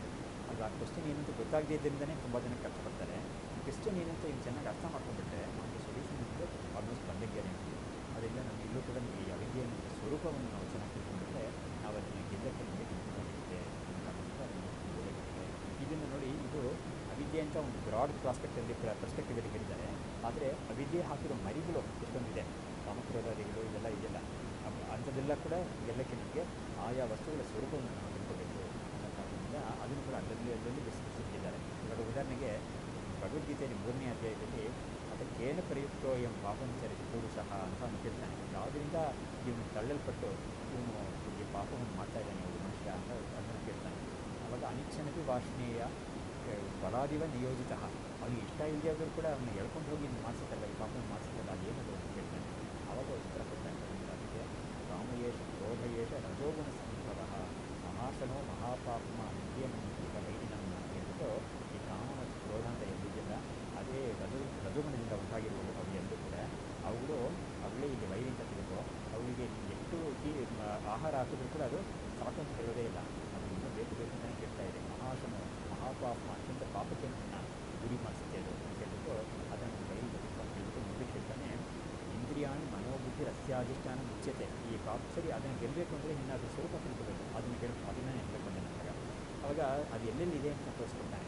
ಇಂದ್ರಿಯಗಳಲ್ಲಿ, ಮನಸ್ಸಲ್ಲಿ, ಬುದ್ಧಿಯಲ್ಲಿ, ಇದರಲ್ಲೆಲ್ಲ ಅದಿದೆ ಅಂತ ಹೇಳ್ಬಿಟ್ಟು ಅದರಿಂದ ನೀನು ಅದರ ವಶಕ್ಕೆ ನೀನು ಇಂದ್ರಿಯಗಳನ್ನ, ಮನಸ್ಸನ್ನು, ಬುದ್ಧಿಯನ್ನು ಅದರ ವಶಕ್ಕೆ ಕೊಡಬಾರ್ದು, ನಿನ್ನ ವಶಕ್ಕೆ ಇಟ್ಕೋಬೇಕು, ಪ್ರಯತ್ನ ಮಾಡಬೇಕು ಅಂತ ಹೇಳ್ಬಿಟ್ಟು ಆ ಥರ ಒಂದು ತಿಳುವಳಿಕೆ ಕೊಡ್ತಾನೆ. ಸೊ ಯಾವುದೋ ಒಂದು ವಿಷಯವನ್ನು ನಾವು ಗೆಲ್ಲಬೇಕು ಅಂತ ಹೇಳಿದ್ರೆ ಆ ವಿಷಯದ ಬಗ್ಗೆ ತಿಳುವಳಿಕೆ ಆಗಬೇಕು. ನೋಡಿ, ಇವಾಗ ಒಂದು ಕ್ರೈಮ್ ಒಂದು ಕಡೆ ಆಗಿದೆ ಅಂತ ಆದರೂ ಕೂಡ ತಕ್ಷಣ ಇವ್ರು ಏನು ಮಾಡ್ತಾರೆ, ಆ ಕ್ರಿಮಿನಲ್ ಬಗ್ಗೆ ಮಾಹಿತಿ ಪಡ್ಕೊಳ್ಳೋಕ್ಕೆ ಟ್ರೈ ಮಾಡ್ತಾರೆ. ಅವನು ಹೇಗಿರ್ತಾನೆ ನೋಡೋಕ್ಕೆ, ಆರ್ಟಿಸ್ಟೆಲ್ಲ ಇಟ್ಕೊಂಡು ಮಾಡಿಸ್ತಾರೆ ಅದನ್ನು. ಯಾರಾದರೂ ವಿಷಯ ಕೊಟ್ಟರೆ ಅವ್ನಿಗೆ ನೋಡಿ ದಾಡಿ ಇಟ್ಕೊಂಡಿದ್ದ, ಒಂಥರ ಈ ಥರ ಒಂದು ಬಟ್ಟೆ ಹಾಕೊಂಡಿದ್ದ ಅಂತ ಕೆಲವರು ಹೇಳಿದ್ರೆ ನೋಡಿದ್ರು, ಆರ್ಟಿಸ್ಟ್ನ ಇಟ್ಕೊಂಡು ಈ ಥರ ಒಂದು ಪಿಕ್ಚರ್ ಅವರು ಇದು ಮಾಡ್ತಾರೆ. ಅದ್ರ ಮುಖಾಂತರ ಕೂಡ ಎಷ್ಟೋ ಸಂಸ್ಥೆ ಕಂಡಿದ್ದಾರೆ.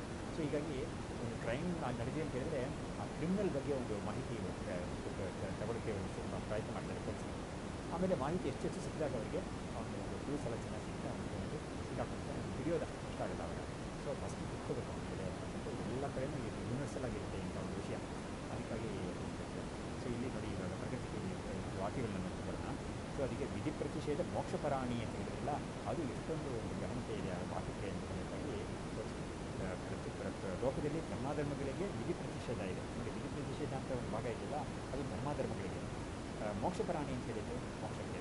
ಹಾಗಾಗಿ ವಿಧಿ ಪ್ರತಿಷೇಧ ಅಂತ ಹೇಳಿದರೆ ಏನಂದರೆ, ಧರ್ಮಶಾಸ್ತ್ರದಲ್ಲಿ ಧರ್ಮ ಗ್ರಂಥಗಳಲ್ಲಿ ಹೇಳಿದ್ದಾರೆ ನಮಗೆ ಇಂಥದ್ದು ಮಾಡಬಾರ್ದು, ಇಂಥದ್ದು ಮಾಡಬೇಕು ಅಂತ. ಹೀಗಾಗಿ ಇವೆರಡೂ ಕೂಡ ನಮಗೆ ಎಲ್ಲಿ ಯಾವಾಗ ಇದು ಯಾವ ಒಂದು ಫೀಲ್ಡಲ್ಲಿ, ಯಾವ ಒಂದು ಡೊಮೈನಲ್ಲಿ ವರ್ಕ್ ಆಗುತ್ತೆ ಅಂತಂದರೆ ಅವಿದ್ಯೆ ಇರೋ ಡೊಮೈನಲ್ಲಿ ವರ್ಕ್ ಆಗುತ್ತೆ. ಏನು ಅವಿದ್ಯೆ ಇರೋ ಡೊಮೈನ್ ಅಂತಂದರೆ, ನಾನಂತ ಒಬ್ಬ ವ್ಯಕ್ತಿ ಇದ್ದೀನಿ, ನಾನು ಈ ಪ್ರಪಂಚದಲ್ಲಿ ಇದ್ದೀನಿ, ಒಂದು ಜೀವನ ನಡೆಸ್ತಾ ಇದ್ದೀನಿ, ನಾನು ಪ್ರಪಂಚ ಅಂತ ಒಂದಿದೆ, ನಂತರ ಇನ್ನೂ 20 ಜನ ಇದ್ದಾರೆ ಅಂತ ಒಂದು ಅಂದ್ಕೊಂಡಿದ್ದೀವಲ್ಲ, ಆ ಒಂದು ಡೊಮೈನಲ್ಲಿ ಈ ಡೂಸ್ ಆ್ಯಂಡ್ ಡೋಂಟ್ಸ್ ಅಂತೆಲ್ಲ ವರ್ಕ್ ಆಗುತ್ತೆ. ಅದೇ ಥರ ಮೋಕ್ಷ ಅನ್ನೋದು ನನಗೆ ಹೇಳಿದೆ, ಬದ್ಧ ಅಂತ ಒಂದು ಇದೆ ಅಂತ ನನಗೆ ಪರಿಗಣನೆ ಮಾಡಿದರೆ ಅವಾಗ ಮೋಕ್ಷ ಅನ್ನೋದಕ್ಕೆ ಪ್ರಯತ್ನ ಮಾಡಬೇಕು ಅಂತ ಬರುತ್ತೆ. ಅದಕ್ಕಾಗಿ ಹೇಳಿದ್ರು ಅವಿದ್ಯಾ ಅಂತ ಒಂದು ವಿಷಯದಲ್ಲಿ ಕೂಡ ಇವುಗಳೆಲ್ಲ ಕೂಡ ವರ್ಕ್ ಆಗುತ್ತೆ ಅಂತ, ಇವುಗಳಿಗೆಲ್ಲ ಕೂಡ ಅಲ್ಲಿ ಪ್ರಸಕ್ತಿ ಆವಾಗಲೇ ಬರುತ್ತೆ ಹೇಳ್ಬಿಡೋದು.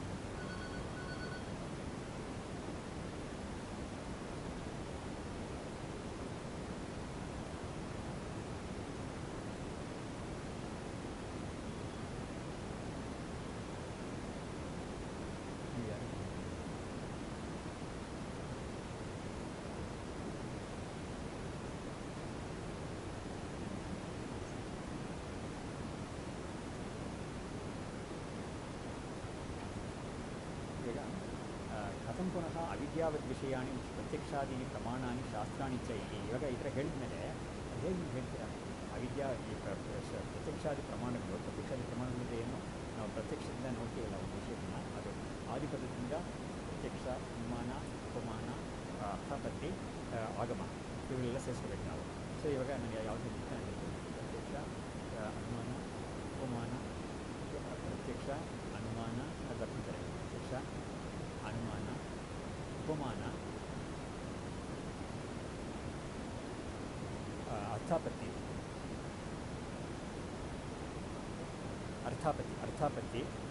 ಅನುಪಲಬ್ಧಿ, ಅನುಪಲಬ್ಧಿ ಮತ್ತು ಆಗಮ. ಶಬ್ದ ಅಂತ ಹೇಳಿದ್ರು, ಆಗಮ ಅಂತ ಹೇಳಿದ್ರು. ಅದನ್ನು ಒಂದೊಂದು ಏನು ಅಂತ ಸಂಕ್ಷಿಪ್ತವಾಗಿ ಹೇಳ್ಬಿಡ್ತೀನಿ ಅದನ್ನು. ಪ್ರತ್ಯಕ್ಷ ಅನ್ನೋದು ಕಣ್ಣು, ಕಿವಿ, ಮೂಗು, ನಾಲಿಗೆ, ತೋರು, ಇವುಗಳಿಂದ ನಾವು ಮಾಹಿತಿ ಪಡ್ಕೊಳ್ತಾ ಇದ್ದೀವಿ ವಸ್ತುಗಳಿಂದ. ಹುಟ್ಟಿಗೆದರೆ ಇದಕ್ಕೆ ಪ್ರಮಾಣಗಳು, 6 ಪ್ರಮಾಣಗಳು. ಅದ್ವೈತ ಷಟ್ ಪ್ರಮಾಣಗಳು ಅದ್ವೈತ ವೇದಾಂತದಲ್ಲಿ ಒಪ್ಪೋ 6 ಪ್ರಮಾಣಗಳು. ಬೇರೆ ಬೇರೆ ದರ್ಶನಕಾರರು ಬೇರೆ ಬೇರೆ ಸ್ವಲ್ಪ ಇದನ್ನು ಬದಲಾಯಿಸ್ಕೊಂಡು ಹೇಳಿದ್ದಾರೆ. ಕೆಲವರು ಇದನ್ನೇ 3 ಅಂತ ಮಾಡಿದ್ದಾರೆ, ಕೆಲವರು ಹೀಗೆಲ್ಲ ಇದೆ. ಅದ್ವೈತದಲ್ಲಿ 6 ಒಪ್ಕೊಂಡಿದ್ದೀವಿ ನಾವು. ಹೀಗೆ ಇಲ್ಲಿ ಒಂದೊಂದು ಯಾವುದು ಅಂತ ಸ್ವಲ್ಪ ಹೇಳ್ತೀನಿ ಅದನ್ನು. ಪ್ರತ್ಯಕ್ಷ ಅನ್ನೋದು ಕಣ್ಣು, ಕಿವಿ, ಮೂಗು, ನಾಲಿಗೆ, ತೋಲು ಅಂತ ಹೇಳ್ತೀವಲ್ಲ ನಾವು, 5 ಇಂದ್ರಿಯಗಳು. ಇವುಗಳಿಂದ ನಾವು ನೇರಾಗಿಯೇ ವಸ್ತುಗಳನ್ನ ನಾವು ತಿಳ್ಕೊಳ್ಳೋದು. ಇವಾಗ ಒಂದು ಎದುರುಗಡೆ ಒಂದು ಚಿತ್ರ ಇದೆ, ಆ ಚಿತ್ರವನ್ನು ನಾನು ಕಣ್ಣಿಂದ ನೋಡ್ತಾ ಇದ್ದೀನಿ. ಅದರಿಂದ ಏನಾಗುತ್ತೆ, ನನಗೆ ಆ ಚಿತ್ರದ ಒಂದು ಅರಿವು ನನಗೆ ಬರ್ತಾ ಇದೆ. ಇದಕ್ಕೆ ಪ್ರತ್ಯಕ್ಷ ಅಂತ ಹೇಳೋದು. ಇದೇ ಥರ ಪ್ರತ್ಯಕ್ಷ ಅನ್ನೋದ್ರಿಂದ ನಮಗೆ ಸಾಮಾನ್ಯವಾಗಿ ಕಣ್ಣಿಗೆ ಕಾಣೋದು ಮಾತ್ರ ಪ್ರತ್ಯಕ್ಷ ಅಂತ ನಾವು ಅಂದ್ಕೊಳ್ತೀವಿ. ಪ್ರತ್ಯಕ್ಷವಾಗಿ ನೋಡ್ಕೊಂಡ್ಬಿಟ್ಟು ನಾವು ಅಂತ ಹೇಳುವಾಗ ನಮಗೆ ಸಾಮಾನ್ಯ ಆಡು ಮಾತಲ್ಲಿ ಇದೆ ಇದು, ಈ ಭಾಷೆ, ಈ ಶಬ್ದ. ಅವಾಗ ನಾವೇನು ಹೇಳ್ತೀವಿ, ಪ್ರತ್ಯಕ್ಷದಿಂದ ನೋಡ್ತಾ ಇದೆ ಅಂತ ಹೇಳಿದ್ರೆ ನೋಡೋದಕ್ಕೆ ಮಾತ್ರ ನಾವು ಪ್ರತ್ಯಕ್ಷ ಅಂತ ಅಂತೀವಿ. ಆದರೆ ಅಷ್ಟು ಮಾತ್ರ ಅಲ್ಲ, ಮುಟ್ಟಿ ತಿಳ್ಕೊಳ್ಳೋದು ಅಂತ ಇದೆಯಲ್ಲ, ಅದು ಕೂಡ ಪ್ರತ್ಯಕ್ಷ. ಒಂದು ಪಾತ್ರೆ ಬಿಸಿಯಾಗಿದೆಯಾ ತಣ್ಣಗಿದೆಯಾ ಅಂತ ನಾವು ನೋಡುವಾಗ ಮುಟ್ಟಿ ತಿಳ್ಕೊಳ್ತೀವಿ ನಾವು. ಆ ಮುಟ್ಟೋದ್ರಿಂದ ನಮ್ಗೆ ಏನಾಗುತ್ತೆ, ಅದು ಬಿಸಿಯಾಗಿದೆಯಾ ಇದಾಗಿದೆಯಾ ಅಂತ ಒಂದು ಅರಿವು ಬರುತ್ತೆ. ಅದು ಕೂಡ ಪ್ರತ್ಯಕ್ಷವಾಗಿ ಅಂತ ಹೇಳಿದ್ರೆ ಅದಕ್ಕೆ ವ್ಯವಧಾನ ಇಲ್ಲ ಮಧ್ಯದಲ್ಲಿ. ಯಾವ ಒಂದು ತಡೆನೂ ಇಲ್ಲದೆ ನಾವು ಒಂದು ವಿಷಯವನ್ನು ತಿಳ್ಕೊಳ್ತಾ ಇದ್ದೀವಿ ಅಂತ ಹೇಳಿದ್ರೆ ಅದಕ್ಕೆ ಪ್ರತ್ಯಕ್ಷ ಅಂತ. ಇವಾಗ ಇಷ್ಟು ಈ ಪ್ರತ್ಯಕ್ಷ ಅನ್ನೋದಕ್ಕೆ ಮನಸ್ಸು ಬಂತಲ್ವ ಏನು ಅಂತ. ಇವಾಗ ಒಂದು ಪದಾರ್ಥ ಇಟ್ಟಿದ್ದಾರೆ, ಅದು ಹೇಗಿದೆ ನೋಡು ಸ್ವಲ್ಪ ಅಂತ ಹೇಳಿದಾಗ ಬಾಯಿಗೆ ಹಾಕೊಂಡು ನಾವು ನೋಡ್ತೀವಿ. ನೋಡಿದ್ಮೇಲೆ ಇದು ಹುಳಿ ಸಾಲದು ಅಥವಾ ಇದಕ್ಕೆ ಖಾರ ಜಾಸ್ತಿ ಇದೆ, ಸಿಹಿ ಇನ್ನೂ ಸ್ವಲ್ಪ ಹಾಕ್ಬೋದು ಅಂತ ನಾವು ಹೇಳ್ತೀವಲ್ಲ.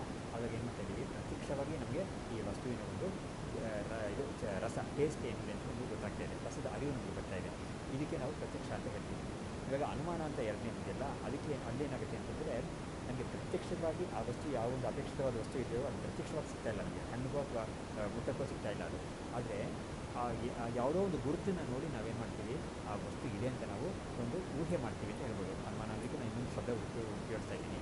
ಇದಕ್ಕೆ ಪ್ರಸಿದ್ಧವಾಗಿ ಕೊಡ್ತಾ ಇರೋ ಒಂದು ಉದಾಹರಣೆ ಇದೆ, ಶಾಸ್ತ್ರದಲ್ಲಿ ಕೊಡೋ ಉದಾಹರಣೆ ಯಾವುದು ಅಂತಂದರೆ, ಒಂದು ಟ್ರೆಕ್ಕಿಂಗ್ ಹೋಗ್ತಾ ಇದ್ದೀವಿ ಅಂದ್ಕೊಳ್ಳೋಣ, ದೊಡ್ಡ ಬೆಟ್ಟ ಒಂದು ಇದೆ, ನಮಗೆ ಕೈಯಲ್ಲಿ ಸ್ವಲ್ಪ ಮಿಲ್ಕ್ ಪೌಡರು ಇದೆಲ್ಲ ಇದೆ ಅಂತ, ಕಾಫಿ ಪೌಡರ್ ಮಿಲ್ಕ್ ಪೌಡರ್ ಎಲ್ಲ ಇದೆ. ಅಲ್ಲಿ ನಮ್ಗೆ ಬೇಕಾಗಿರೋದು ಏನು ಅಂದರೆ ಒಂದು ಒಲೆ ಸಿಕ್ಕಿದ್ರೆ, ಒಂದು ಸ್ಟವ್ ಒಲೆನೂ ಎಲ್ಲಾದರೂ ಸಿಕ್ಕಿದ್ರೆ ಒಂದು ನೀರು ಬಿಸಿ ಮಾಡ್ಕೊಂಡು ನಾವು ಮಾಡ್ಕೋಬೋದು. ನಾವು ಕೊಡ್ತಾ ಇದ್ದೀವಿ. ಅವಾಗ ಸ್ವಲ್ಪ ದೂರದಿಂದ ಬೆಟ್ಟದ ಆ ಕಡೆಯಿಂದ ಒಂದು ಸ್ವಲ್ಪ ಹೊಗೆ ಬರ್ತಾ ಇದೆ. ಅದು ನೋಡಿದ ತಕ್ಷಣ ನಮ್ಗೆ ಏನಾಗುತ್ತೆ, ಅಲ್ಲೆಲ್ಲೋ ಸ್ವಲ್ಪ ಏನೋ ಒಂದು ಒಲೆನೋ ಹೋಟೆಲೋ ಅಥವಾ ಏನು ಮನೆಯೋ ಏನೋ ಇರಬೇಕಲ್ಲಿ ಅಂತ ನಾವು ತೀರ್ಮಾನ ಮಾಡ್ತೀವಿ ಅಲ್ವಾ. ಇವಾಗ ಹೊಗೆಯನ್ನು ನೋಡ್ಬಿಟ್ಟು ನಾವೇನು ಮಾಡ್ತೀವಿ, ಬೆಂಕಿ ಇದೆ ಅಂತ ನಾವು ಒಂದು ತೀರ್ಮಾನ ಮಾಡ್ತೀವಿ. ಇದಕ್ಕೆ ಇನ್ಫರೆನ್ಸ್ ಅಂತ ಇಂಗ್ಲೀಷಲ್ಲಿ ಹೇಳ್ತಾರೆ, ಇದಕ್ಕೆ ಅನುಮಾನ ಅಂತ ಸಂಸ್ಕೃತದಲ್ಲಿ. ಅನುಮಾನ ಅನ್ನೋ ಶಬ್ದದಲ್ಲಿ ಕೂಡ ಏನಿದೆ ಅಂತ ಹೇಳಿದರೆ ಪ್ರತ್ಯಕ್ಷಂ ಮಾನ ಅಂತ ಹೇಳಿದ್ರೆ ಪ್ರಮಾಣ ಅನ್ನೋದಕ್ಕೆ ಮಾನ ಮಾಡ್ತಾರೆ. ಇವಾಗ ಪ್ರತ್ಯಕ್ಷವನ್ನು ಅನುಸರಿಸಿ ಬರೋದಕ್ಕೆ ಅನುಮಾನ ಅಂತ ಹೇಳೋದು. ಸೊ ಇಲ್ಲಿ ಏನು ಪ್ರತ್ಯಕ್ಷವನ್ನು ಅನುಸರಿಸಿ ಬಂದಿದೆ ಅಂತ ಹೇಳಿದ್ರೆ, ಕಣ್ಣಿಗೆ ಕಾಣಿಸೋ ಒಂದು ಹೊಗೆಯಿಂದ ಕಣ್ಣಿಗೆ ಕಾಣದೇ ಇರೋ ಒಂದು ಅಗ್ನಿಯನ್ನು ನಾವು ಅಲ್ಲಿ ತೀರ್ಮಾನ ಮಾಡ್ತೀವಿ ಅಲ್ವಾ. ಇವಾಗ ಅಗ್ನಿ ನಮಗೆ ಕಣ್ಣಿಗೆ ನೇರ ಕಾಣಿಸ್ತಾ ಇಲ್ಲ, ಹೊಗೆ ಕಾಣಿಸ್ತಾ ಇದೆ. ಹಾಗಾಗಿ ಹೊಗೆಯನ್ನು ನೋಡಿ ನಾವು ಕಣ್ಣಿಗೆ ಕಾಣಿಸ್ತಾ ಇದೆ, ಅದರಿಂದ ಪ್ರತ್ಯಕ್ಷ ಅಲ್ಲಿ ಕೂಡ ಬೇಕೇ ಬೇಕು. ಕಣ್ಣಿಗೆ ಕಾಣಿಸ್ತಾ ಇರೋ ಒಂದು ಹೊಗೆಯನ್ನು ನೋಡಿ ಕಣ್ಣಿಗೆ ಇವಾಗ ಕಾಣಿಸ್ದೇ ಇರೋ ಒಂದು ಅಗ್ನಿ ಇದೆ ಅಂತ ನಾವು ತೀರ್ಮಾನ ಮಾಡ್ತೀವಿ. ಅದು ತಪ್ಪಾದ ಜ್ಞಾನವೂ ಅಲ್ಲ ಅದು, ಯಾಕೆಂದರೆ ಅದು ಅಲ್ಲಿ ಹೋಗಿ ನೋಡಿದಾಗ ಇರುತ್ತೆ ಅದು. ಹಾಗಾಗಿ ಇದು ಬ್ರಹ್ಮಜ್ಞಾನ ಇರಲ್ಲ, ಭ್ರಾಂತಿ ಜ್ಞಾನ ಅಲ್ಲ, ಅದು ಸಂಘಜ್ಞಾನವೇ ಅದು. ಹಾಗಾಗಿ ಈ ಥರ ಅನುಮಾನ ನಮಗೆ ಬೇಕಾದಷ್ಟು ಕಡೆ ನಾವು ದೈನಂದಿನ ಜೀವನದಲ್ಲಿ ಬೇಕಾದಷ್ಟು ಕಡೆ ನಮಗೆ ಬರ್ತಾ ಇರುತ್ತೆ ಅದು. ಸೊ ಹೀಗೆ ನಮ್ಗೆ ಇಂಥದಕ್ಕೆ ನಮಗೆ ಅನುಮಾನ ಅಂತ ಕೇಳೋದು. ಅಲ್ಲಿ ಕೂಡ ಏನಾಗುತ್ತೆ, ಅಲ್ಲಿ ಇನ್ನೂ ಸ್ವಲ್ಪ ಅದಕ್ಕೆ ವಿವರಣೆ ಎಲ್ಲ ಜಾಸ್ತಿ ಇದೆ, ಅದಕ್ಕೆ ನಾನು ಇವಾಗ ಹೋಗೋದು ಬೇಡ. ಅಲ್ಲಿ ಈ ಅಗ್ನಿಯನ್ನು ನೋಡಿ ಬೆಂಕಿ ಇದೆ ಅಂತ ತೀರ್ಮಾನ ಮಾಡ್ಕೊಳ್ಳೋಕ್ಕೆ ಹಿಂದ್ಗಡೆ ಏನು ಮೆಕ್ಯಾನಿಸಮ್ ಇದೆ ಅನ್ನೋದನ್ನೆಲ್ಲ ವಿಚಾರ ಮಾಡಿದ್ದಾರೆ. ಅಂದರೆ ಇವಾಗ ಬೆಂಕಿಯನ್ನು ಹೊಗೆಯನ್ನು ನೋಡಿದ ತಕ್ಷಣ ನಾವು ಬೆಂಕಿ ಇದೆ ಅಂತ ತೀರ್ಮಾನ ಮಾಡೋಕ್ಕೆ ಮುಂಚೆ ಮಾಡೋವಾಗಲೇ ನಿಮ್ಗೆ ಏನಾಗಿದೆ, ನನಗೆ ಒಂದು ಪ್ರೋಸೆಸ್ ನಮ್ಮ ಮನಸ್ಸಲ್ಲಿ ನಡೆದು ಬಿಟ್ಟಿರುತ್ತೆ. ಏನು ಪ್ರೋಸೆಸ್ ಅಂದರೆ ನಮಗೆ ತಿಳಿದಿದೆ ಏನಂದರೆ, ಎಲ್ಲೆಲ್ಲಿ ನಾವು ಹೊಗೆ ನೋಡಿದ್ದೀವೋ ಅಲ್ಲೆಲ್ಲ ನಮಗೆ ಬೆಂಕಿ ಇದೆ ಅನ್ನೋದನ್ನು ನೋಡಿದ್ದೀವಿ, ಕಂಡುಕೊಂಡಿದ್ದೀವಿ. ಹೊಗೆ ಮತ್ತು ಬೆಂಕಿ ಎರಡೂ ಕೂಡ ಸಾಹಚರ್ಯ ಅದಕ್ಕೆ ಹೇಳ್ತಾರೆ. ಒಂದು ವ್ಯಾಪ್ತಿ ಇದೆ, ಸಾಹಚರ್ಯ ಇದೆ ಅದಕ್ಕೆ ಎರಡೂ ಕೂಡ. ಅದನ್ನು ನಾವು ಬೇಕಾದಷ್ಟು ಕಡೆ ಕಂಡುಕೊಂಡಿದ್ದೀವಿ, ಮನೆಯಲ್ಲಿ ಒಲೆಯಲ್ಲಿ ಅಥವಾ ಯಾಗಶಾಲೆಯಲ್ಲಿ ಇಂಥ ಕಡೆಯಿಂದ ನಾವು ಬೆಂಕಿ ಮತ್ತು ಹೊಗೆ ಎರಡೂ ಕೂಡ ಒಟ್ಟಿಗೆ ಇರೋದನ್ನು ನಾವು ನೋಡಿದ್ದೀವಿ.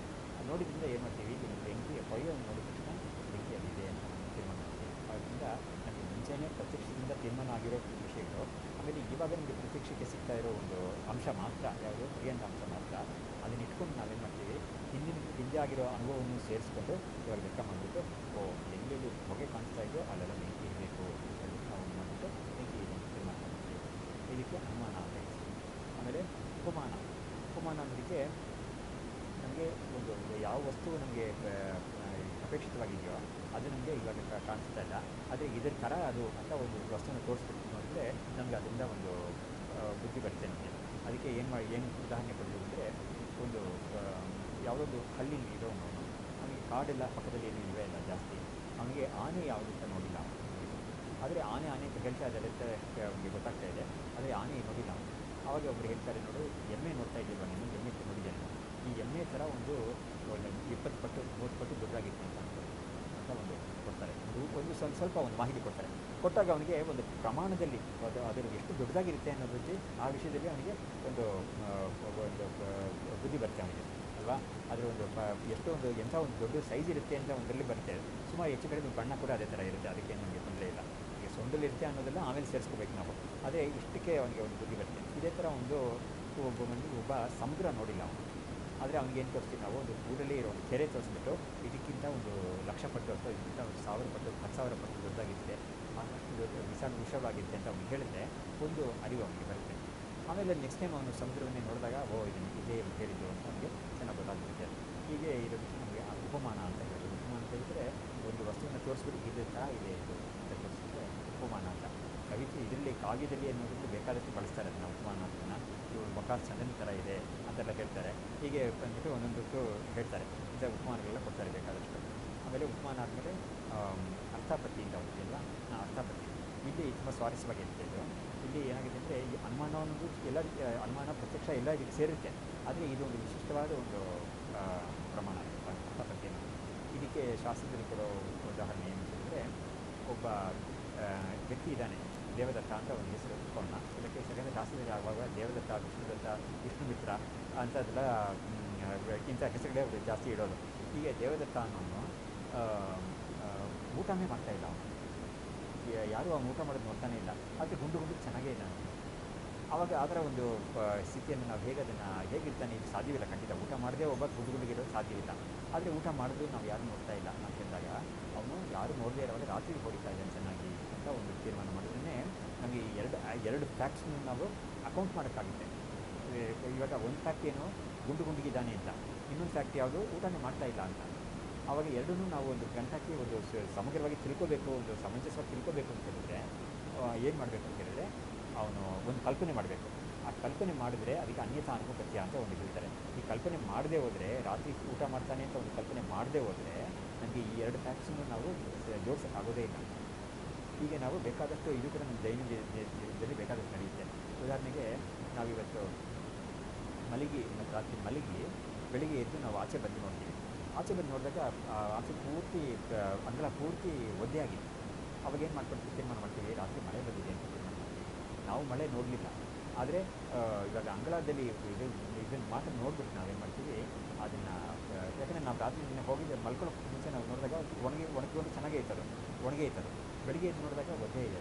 ಅವಾಗ ನೋಡಿದ್ರೆ ಇದು ಹೇಗಾಗಿರ್ಬೇಕು ಅಂತ ಹೇಳಿದ್ರೆ, ರಾತ್ರಿ ಮಳೆ ಬಂದಿದೆ ಅಂತ ನಾವು ತೀರ್ಮಾನ ಮಾಡ್ತೀವಲ್ಲ. ಮಳೆ ಬಂದಿದೆ ಅಂತ ತೀರ್ಮಾನ ಮಾಡದೇ ಹೋದರೆ ನಮಗೆ ಈ ಫ್ಯಾಕ್ಟ್ಸ್ನ ನಾವು ಇದು ಮಾಡೋಕ್ಕಾಗೋದೇ ಇಲ್ಲ, ರೆಕನ್ಸಿಲ್ ಮಾಡೋಕ್ಕಾಗೋದೇ ಇಲ್ಲ. ಒದ್ದೆಯಾಗಿರೋದು ಒಣಗಿದ್ದು ಒದ್ದೆಯಾಗಿರೋದು ಎಲ್ಲದನ್ನು ರೆಕನ್ಸಿಲ್ ಮಾಡೋಕ್ಕಾಗೋದೇ ಇಲ್ಲ. ಆವಾಗ ಈಗ ಇಂಥದ್ದು ಬೇಕಾದಷ್ಟು ಕಡೆ ಇದು ನಮ್ಮ ಶಾಸ್ತ್ರದಲ್ಲಿ ಬೇಕಾದಷ್ಟು, ನಮ್ಮ ವೇದಾಂತ ಶಾಸ್ತ್ರದಲ್ಲಿ ನಮಗೆ ಇದರದೊಂದು ವ್ಯಾಪ್ತಿ ಇದೆ. ಈ ಒಂದು ಅರ್ಥಾಪತ್ತಿ ಪ್ರಮಾಣದ ವ್ಯಾಪ್ತಿ ಇದೆ. ಅದು ಹೇಗೆ ಮಾಡಿದ್ದಾರೆ ಅಂತ ಹೇಳಿದರೆ, ಈ ಇದರಲ್ಲಿ ಶಾಸ್ತ್ರದಲ್ಲಿ, ವೇದಾಂತ ಶಾಸ್ತ್ರದಲ್ಲಿ ನೋಡು, ಒಂದು ಕಡೆ ಸೃಷ್ಟಿ ವಿಷಯ ಹೇಳ್ತಾ ಇದೆ, ಪ್ರಪಂಚ ಎಲ್ಲ ಸೃಷ್ಟಿಯಾಗಿದೆ ಅಂತ ಬೇಕಾದಷ್ಟು ಹೇಳ್ತಾ ಇದೆ. ಇನ್ನೊಂದು ಕಡೆ ಏನು ಮಾಡ್ತಾ ಇದೆ, ನೇಹ ನಾನಾಸ್ತಿ ಕಿಂಚನ ಆತ್ಮೀಯವೇದಂ ಸರ್ವಂ ಬ್ರಹ್ಮವೇದಂ ಸರ್ವಂ ಅಂತೇಳಿ ಇದು ಏನೂ ಇಲ್ಲ ಅಂತ ತೋರಿಸ್ತಾ ಇದೆ. ಅಂಥ ವಾಕ್ಯಗಳು ಬರ್ತಾ ಇದೆ. ಎಲ್ಲ ಸೃಷ್ಟಿ ಎಲ್ಲ ಪ್ರಪಂಚ ಎಲ್ಲ ಸೃಷ್ಟಿಯಾಗಿದೆ. ಬೇಕಾದಷ್ಟು ಜೀವಗಳೆಲ್ಲ ಆಗಿದ್ದಾರೆ, ಬೇಕಾದಷ್ಟು ಲೋಕಗಳೆಲ್ಲ ಸೃಷ್ಟಿಯಾಗಿದೆ, ಈ ವ್ಯವಹಾರಗಳೆಲ್ಲ ಬೇಕಾದಷ್ಟಿದೆ ಅಂತ ಒಂದು ಕಡೆ ಹೇಳಿಬಿಟ್ಟು, ಇನ್ನೊಂದು ಕಡೆ ಯಾವುದೂ ಇಲ್ಲ, ನೇಹ ನಾನಾಸ್ತಿ ಕಿಂಚನ, ಇದರ ನಾನಾತ್ವ ಯಾವುದೂ ಇಲ್ಲವೇ ಇಲ್ಲ. ಆತ್ಮೀಯವೇದಂ ಸರ್ವಂ ಬ್ರಹ್ಮವೇದಂ ಸರ್ವಂ ಖಲುದಂ ಬ್ರಹ್ಮ ಅಂತ ಹೇಳ್ಬಿಟ್ಟು ಅರ್ಥ ಹೇಳುವಾಗ, ಖಂಡಿತ ಇದು ಪ್ರಪಂಚ ಅನ್ನೋದು ಮಿಥ್ಯಾ ಅಂತ ಆಗಿದ್ರೇ ಈ ಥರ ಹೇಳೋಕ್ಕಾಗೋದು. ಈ ಥರ ಇಲ್ಲರೂ ಈ ಎರಡು ವಾಕ್ಯಗಳನ್ನು ನಾವು ತೋರಿಸೋಕ್ಕಾಗೋದಿಲ್ಲ ಅಂತ ಅದ್ವೈತಗಳು ಇಟ್ಕೊಳ್ಳೋದನ್ನು. ಸೃಷ್ಟಿಯಾಗಿದೆ ಅಂತ ಒಂದು ಕಡೆ ಹೇಳಿಬಿಟ್ಟು ನಾನಾತ್ವವನ್ನು ತೋರಿಸ್ಬಿಟ್ಟು ಒಂದು ಕಡೆ, ಇನ್ನೊಂದು ಕಡೆ ಯಾವುದೂ ಇಲ್ಲ ಅಂತ ತೋರಿಸಿದ್ರೆ ಏನಾಗುತ್ತೆ ನಮಗೆ, ಪ್ರಪಂಚ ಮಿಥ್ಯಾ ಅಂತ ಒಂದು ತಾತ್ಪರ್ಯನೇ ಶ್ರುತಿಗಿರೋದು. ಅದನ್ನೇ ಈ ಶ್ರುತಿ ನಮಗೆ ಇರುತ್ತೆ ಅಂತ ಹೇಳ್ಬಿಟ್ಟು ಅಲ್ಲಿ ಶ್ರುತಿ ಅರ್ಥಾಪತ್ತಿ ಅಂತ ಹೇಳ್ತಾರೆ. ಶ್ರುತಿಯಿಂದ ನಮಗೆ ಬಂದಿರೋ ಒಂದು ಅರ್ಥಾಪತ್ತಿ ಇದೆ. ಶ್ರುತಿಯನ್ನು ನೋಡಿ ನಮಗೆ ಬರ್ತಾ ಇರೋ ಒಂದು ಅರ್ಥಾಪತ್ತಿ ಅಂತ ಹೇಳ್ಬಿಟ್ಟು ಈ ಥರ ಒಂದು ಜೋಡಿಸೋದಕ್ಕೆ ಇಲ್ಲಿ ಆ ಪ್ರಮಾಣ ನಮಗೆ ಕ್ಲಿಯರ್ ಆಗಿದೆ. ಆಮೇಲೆ ಅನುಪಲಬ್ಧಿ ಅಂತ ಒಂದಿದೆಯಲ್ಲ, ಈಗ ಅನುಪಪತ್ತಿ ಅನ್ನೋ ಪ್ರಮಾಣ ಅಲ್ಲ. ಅನುಪಪತ್ತಿ ಅಂತ ಹೇಳಿದ್ರೆ ಅದು ಉಪಪತ್ತಿಗೆ ಬರ್ತಾ ಇಲ್ಲ ಅಂತ ಹೇಳಿದ್ರೆ ಇಟ್ ಇಸ್ ನಾಟ್ ರೀಸನಬಲ್ ಅಂತ ಹೇಳಿ, ಅದು ಉಪಪತ್ತಿಗೆ ಬರ್ತಾ ಇರೋದು ಇಲ್ಲ ಅನ್ನೋದಕ್ಕೆ ಅನುಪಪತ್ತಿ ಅಂತ ಬರೋದು. ನೀವು ಹೇಳಿದ್ರು ಉಪಪತ್ತಿಗೆ ಬರ್ತಾ ಇಲ್ಲಪ್ಪ ಅಂತ ಹೇಳೋದಿದೆಯಲ್ಲ, ಅದು ಇಟ್ ಇಸ್ ನಾಟ್ ರೀಸನಬಲ್ ಅಂತ ಹೇಳಿದಲ್ಲ, ಅದಕ್ಕೆ ಇವಾಗ ಅನುಪಲಬ್ಧಿ ಅಂತ ಒಂದಿರಲ್ಲ, ಆ ಪ್ರಮಾಣಕ್ಕೆ ಏನಂತ ಹೇಳಿದ್ರೆ ಅದು ಇಲ್ಲದೇ ಇರೋದಕ್ಕೆ, ಇವಾಗ ಇದೆಲ್ಲ ಬಂದ್ಬಿಟ್ಟು ಈ ವಸ್ತು ಇರೋದಕ್ಕೆ ಪ್ರಮಾಣ ಆಯ್ತದೆ, ಇಂಥ ವಸ್ತು ಇರೋದಕ್ಕೆ ಇಂಥ ಹೀಗಿದೆ ಅಂತ ತೋರಿಸೋಕ್ಕೆ ಪ್ರಮಾಣ ಆಯ್ತದೆ. ಆದರೆ ಈ ಅನುಪಲಬ್ಧಿ ಅನ್ನೋದು ಮಾತ್ರ ಇಲ್ಲದೇ ಇರೋದಕ್ಕೆ ಪ್ರಮಾಣ. ಇದಕ್ಕೆ ಏನು ಇದು ಕೇಳಿದ್ರೆ, ಸಾಯಂಕಾಲ ನಾವು ಒಂದು ಫಂಕ್ಷನ್ಗೆ ಹೋಗಿ ಬಂದಿದ್ದೀವಿ, ಬಂದಮೇಲೆ ಇವಾಗ ಒಬ್ರು ಕೇಳ್ತಾ ಇದ್ದಾರೆ, ಅಲ್ಲಿ ಇವರು ಪ್ರೈಮ್ ಮಿನಿಸ್ಟರ್ ಬಂದಿದ್ದಾರೆ ಅಲ್ಲಿ ಅಂತ ಕೇಳ್ತಾರೆ ಅವರು. ಆವಾಗ ತಕ್ಷಣ ನಾವಿಲ್ಲ ಅಂತ ಹೇಳ್ತೀವಿ. ನಾವು ಹೇಗೆ ಹೇಳ್ತೀವಿ ಅಂತ ಹೇಳಿದ್ರೆ, ಬಂದಿದ್ದರೆ ಗೊತ್ತಾಗ್ತಾ ಇತ್ತು ನಮಗೆಲ್ಲ.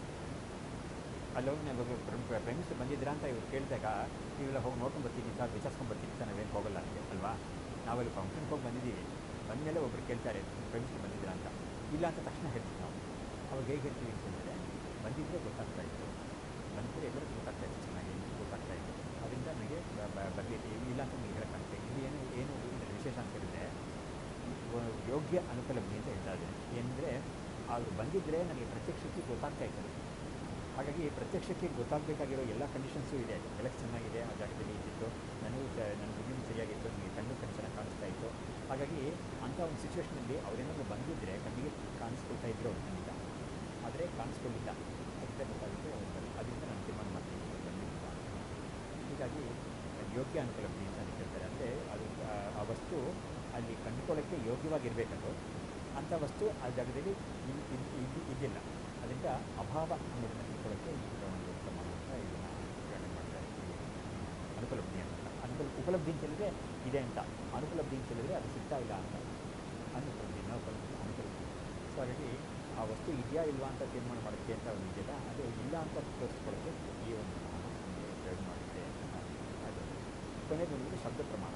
ಈ ಶಬ್ದ ಅನ್ನೋದು ಕೂಡ ಅದರಲ್ಲೂ ಕೂಡ ಈ 5ರಲ್ಲೂ ಕೂಡ ಬರದೇನೆ ಅದು ನಮಗೆ ಒಂದು ಹೊಸ ಒಂದು ಮಾಹಿತಿಯನ್ನು ತಿಳಿಸ್ಕೊಡುತ್ತೆ. ಇವಾಗ ನೋಡಿ, ಜನ್ಮಾಂತರ ಇದೆ ಅನ್ನೋದು, ಲೋಕಾಂತರ ಇದೆ ಅನ್ನೋದು, ಪಾಪಪುಣ್ಯಗಳು ಇದೆ ಅನ್ನೋದು, ಆಮೇಲೆ ಬ್ರಹ್ಮಸ್ವರೂಪ ಅಂತ ಒಂದು ಇದೆ ಅನ್ನೋದು, ಅದೆಲ್ಲ ನಮಗೆ ಇಂದ್ರಿಯಕ್ಕೆ ಸಿಗ್ತಾ ಇಲ್ಲ. ಇಂದ್ರಿಯಕ್ಕೆ ಗೋಚರವಾದ ವಸ್ತು ಅಲ್ಲ ಅದು.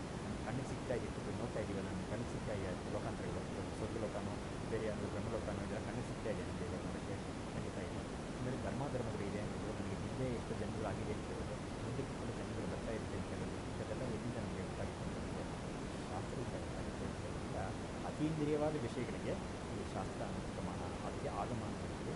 ಶಬ್ದ ಅಂತ ಹೇಳ್ತೀವಿ. ಶಬ್ದ ಅಂತ ಹೇಳಿದ್ರೆ ಅಂದರೆ ಒಂದು ಶಬ್ದವನ್ನು ಉಪಯೋಗಿಸಿ ನಿಮಗೆ ಹೇಳಬೇಕಾಗಿದೆ, ಇದೆ ಅದು ಇಂಥ ಒಂದು ಪ್ರಪಂಚ ಇದೆ, ಇಂಥ ಒಂದು ಲೋಕಗಳೆಲ್ಲ ಇದೆ, ಒಬ್ಬರಿಗೆ ಮೇಲೆ ಅವನು ಇಂಥ ಒಂದು ರೀತಿಯಲ್ಲಿ ಹೋಗ್ತಾನೆ, ಅವನು ಜೀವ ಇಂಥ ಒಂದು ದಾರಿ ಇಟ್ಕೊಂಡು ಹೋಗ್ತಾನೆ, ಇಂಥ ಲೋಕಕ್ಕೆ ಹೋಗ್ತಾನೆ ಅನ್ನೋ ಒಂದು ಧರ್ಮಗಳ ಅನುಸಾರ ಅಂತ ಇಂಥ ಒಂದು ಮೆಥಡೆಲ್ಲ ತೋರಿಸ್ಕೊಡ್ತಿರಲ್ಲ, ಅದರಲ್ಲಿ ನಾವು ಖಂಡಿತ ಮಾಡೋಕ್ಕಾಗೋದೇ ಇಲ್ಲ. ಅದಕ್ಕೆ ಶಾಸ್ತ್ರದ ಪ್ರಮಾಣ, ಅದಕ್ಕೆ ನಾವು ಅದ್ರ ಒಂದು ವಿಶ್ವಾಸ ಇಟ್ಕೊಂಡು ನಾವು ನಂಬ್ತೀವಲ್ಲ, ಇದಕ್ಕೆ ಶಬ್ದ ಪ್ರಮಾಣ ಅಂತ.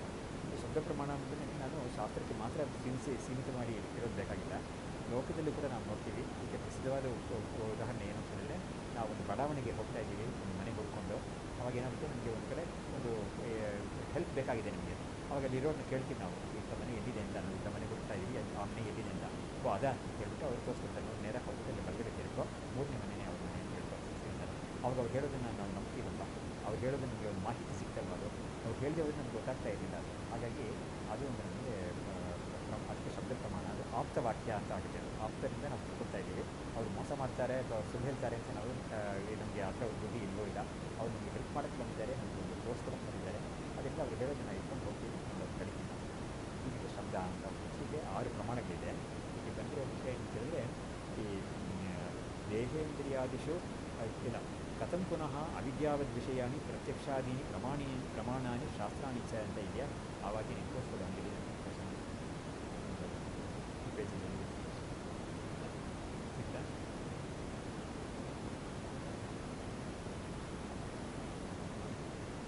ತಸ್ಮಾತ್ ಅವಿದ್ಯಾವದ್ ವಿಷಯಾಣ್ಯವ, ಆಮೇಲೆ ಕಥಂ ಅಂತ ಕೇಳಿದ್ನಲ್ಲ, ಅದಕ್ಕೆ ಆ ಪ್ರಶ್ನೆಗಳು ಕಥಂ ಪುನಃ ಅವಿದ್ಯಾವದ್ ವಿಷಯಾಣಿ ಪ್ರತ್ಯಕ್ಷಾದೀನಿ ಪ್ರಮಾಣಾನಿ ಶಾಸ್ತ್ರಾಣಿ ಚ ಅಂತ ಹೇಳಿದ್ರಲ್ಲ, ಅದಕ್ಕೆ ಪ್ರಶ್ನೆ ಏನು ಅಂತ ನಾವು ತಿಳ್ಕೊಬೇಕು. ಇವಾಗ ಹೇಗೆ ಈ ಅವಿದ್ಯಾವದ್ ವಿಷಯಗಳೇ, ಅವಿದ್ಯಾವತ್ ಅಂತ ಹೇಳಿದ್ರೇನು, ಅವಿದ್ಯೆಗೆ ಒಳಪಟ್ಟಿದ್ದು, ಅವಿದ್ಯೆಯನ್ನು ಒಂದು ಚೌಕಟ್ಟಲ್ಲೇ ನಡೀತಾ ಇರೋದು, ಇವುಗಳು ಇದಕ್ಕೆ ಈ ವಿಷಯಗಳಿಗೆ ಇದೆಲ್ಲ ಈ ಅವಿದ್ಯೆ ಸೇರಿರೋ ವಿಷಯಗಳೇ ಯಾವುದು ಅಂತ ಹೇಳಿದರೆ ಪ್ರತ್ಯಕ್ಷಾದೀನಿ ಪ್ರಮಾಣಾನಿ ಶಾಸ್ತ್ರಾಣಿ ಚ, ಪ್ರತ್ಯಕ್ಷಾದಿ ಪ್ರಮಾಣಗಳು ಮತ್ತು ಶಾಸ್ತ್ರಗಳು ಕೂಡ. ಯಾವ ಶಾಸ್ತ್ರಗಳು? ಲೌಕಿಕ ಶಾಸ್ತ್ರಗಳಾಗಲಿ, ವೈದಿಕ ಶಾಸ್ತ್ರಗಳಾಗಲಿ, ಮೋಕ್ಷಶಾಸ್ತ್ರಗಳಾಗಲಿ, ಎಲ್ಲವೂ ಕೂಡ ಈ ಅವಿದ್ಯಾನ ಚೌಕಟ್ಟಲ್ಲೇ ಅವರೆಲ್ಲ ಪ್ರಸರಿಸೋದು, ಅಲ್ಲೇ ಅವರಿಗೆ ಕೆಲಸ ಮಾಡೋದು, ಆ ಡೊಮೇನ್ ಅವರಿಗೆ ಅದೇನೇ ತೋರಿಸಲ್ಲ. ಹೇಗೆ ಅಂತ ಒಂದು ಪ್ರಶ್ನೆ ಮಾಡ್ತಾ ಇದ್ದಾನೆ. ಅದಕ್ಕೆ ಉಚ್ಯತೆ ಅಂತ ಇದು ಮುಂದಕ್ಕೆ ಹೋಗ್ತಾ ಇದ್ದಾರೆ.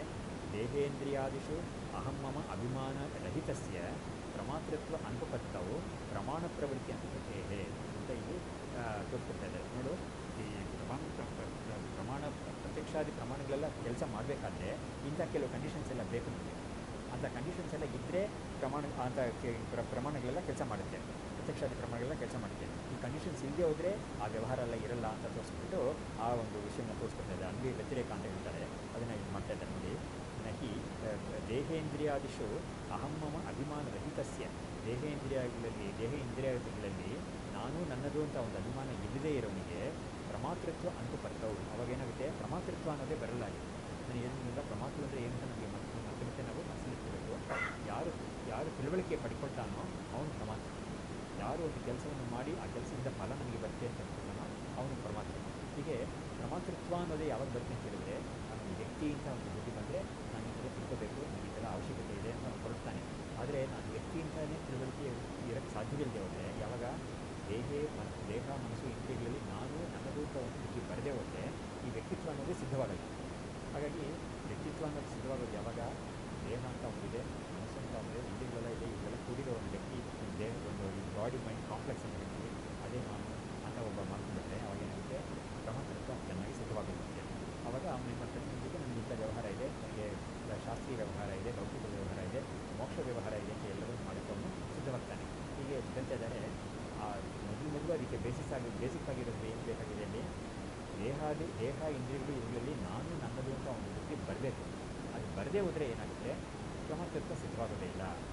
ಹಾಗೆ ಅವರು ಕನ್ವೆ ವ್ಯತಿರೇಕವನ್ನು ತೋರಿಸ್ಕೊಂಡು ಸೂಚನೆ ಮಾಡ್ತಾ ಇದ್ದಾರೆ. ಇಲ್ಲಿ ದೇಹೇಂದ್ರಿಯಾದಿಷು ಅಹಂ ಮಮ ಅಭಿಮಾನರಹಿತಸ್ಯ, ಆ ಅಹಂ ಮಮ ಅಂತ ಅಭಿಮಾನ ಇದೇ ಇರೋನಿಗೆ ಪ್ರಮಾತೃತ್ವವೇ ಕೂಡ ಉಪಪತ್ತಿ ಕಾರಣ ನೋಡಿ, ಅನುಪತಿ ಅಂತ ಹೇಳ್ತೀವಿ ನಾನು, ಅದು ಇಲ್ಲಿ ಬರ್ತಾ ಇದೆ ಬರ್ತದೆ. ಪ್ರಮಾತೃತ್ವ ಅನುಪತ್ಯವು, ಪ್ರಮಾತೃತ್ವ ಅನ್ನೋದಕ್ಕೆ ನಾವು ಜೋಡಿಸಿ ಯುಕ್ತಿಯನ್ನು ಜೋಡಿಸಿ ಹೇಳಕ್ಕೆ ಬರದೇ ಇರೋದ್ರಿಂದ ಪ್ರಮಾಣ ಪ್ರವೃತ್ತಿಯನ್ನು ಕೊಡ್ತೇವೆ.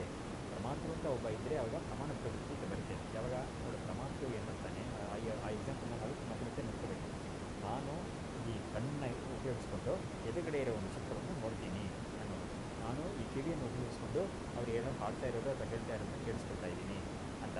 ಹೀಗೆ ಒಂದು ಬರಬೇಕಾದ್ರೆ ನಾನು ಅಂತ ಒಂದು ಇರಬೇಕು ಪ್ರಮಾತೃ ಅಂತ. ನಾನು ಈ ಕಣ್ಣು ಕಿವಿ ಇವುಗಳನ್ನು ಉಪಯೋಗಿಸಬೇಕು, ಅವುಗಳೇ ಪ್ರಮಾಣಗಳು, ಇಂದ್ರಿಯಗಳು. ಆಮೇಲೆ ಪ್ರಮೇಯ ವಸ್ತುವೇನು ಆ ಒಂದು ವಸ್ತು ಇದ್ದೇ ಇದೆ.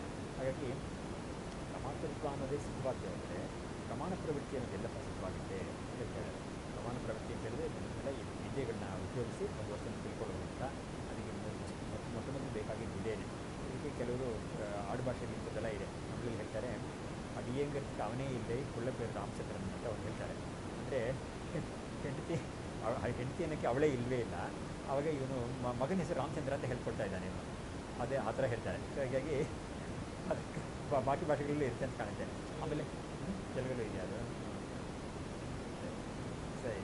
ಆಮೇಲೆ ಇದಕ್ಕೆ ಇವಾಗ ಗೋಡೆ ಇದ್ದರೆ ತನಕ ಚಿತ್ರ ಬರೆಯೋಕ್ಕಾಗುತ್ತೆ. ಸೊಗರಿಲ್ದಾಗ ಚಿತ್ರ ಮುಡಿ ಅಂತ ಹೇಳ್ತಾರಲ್ಲ, ಅದಕ್ಕೆ ಅದಿದ್ರೇ ಆಗುತ್ತೆ. ಗೋಡೆನೇ ಇಲ್ಲದವ್ರಿಗೆ ನಿಮ್ಮ ಚಿತ್ರ ಇಲ್ಲಿ ಬರೀತಾ. ಅದಕ್ಕೆ ಅದನ್ನು ಯಾವ್ದಕ್ಕೆ ಹೇಳ್ತಾರೆ ಅಂದರೆ, ಉದಾಹರಣೆ, ನೀನು ಚೆನ್ನಾಗಿರೋ, ನೀನು ಗಟ್ಟಿಮುಟ್ಟಿಯಾಗಿ ಚೆನ್ನಾಗಿರೋ, ನೀನು ಇದ್ರೇ ನಿನ್ನ ಜೀವನ ಚೆನ್ನಾಗಿ ಮಾಡೋಕ್ಕಾಗುತ್ತೆ, ಒಂದು ಸಂಸಾರ ಎಲ್ಲ ಮಾಡೋಕ್ಕಾಗುತ್ತೆ. ನೀನೇ ಸರಿಯಾಗಿದ್ದು ಅಂದರೆ ನೀನು ಓದೋದು ಕೂಡ ಆಗಲ್ಲ, ಬರೆಯೋದು ಕೂಡ ಆಗಲ್ಲ, ನೀನು ಯಾವುದೂ ಮಾಡೋಕ್ಕಾಗಲ್ಲ.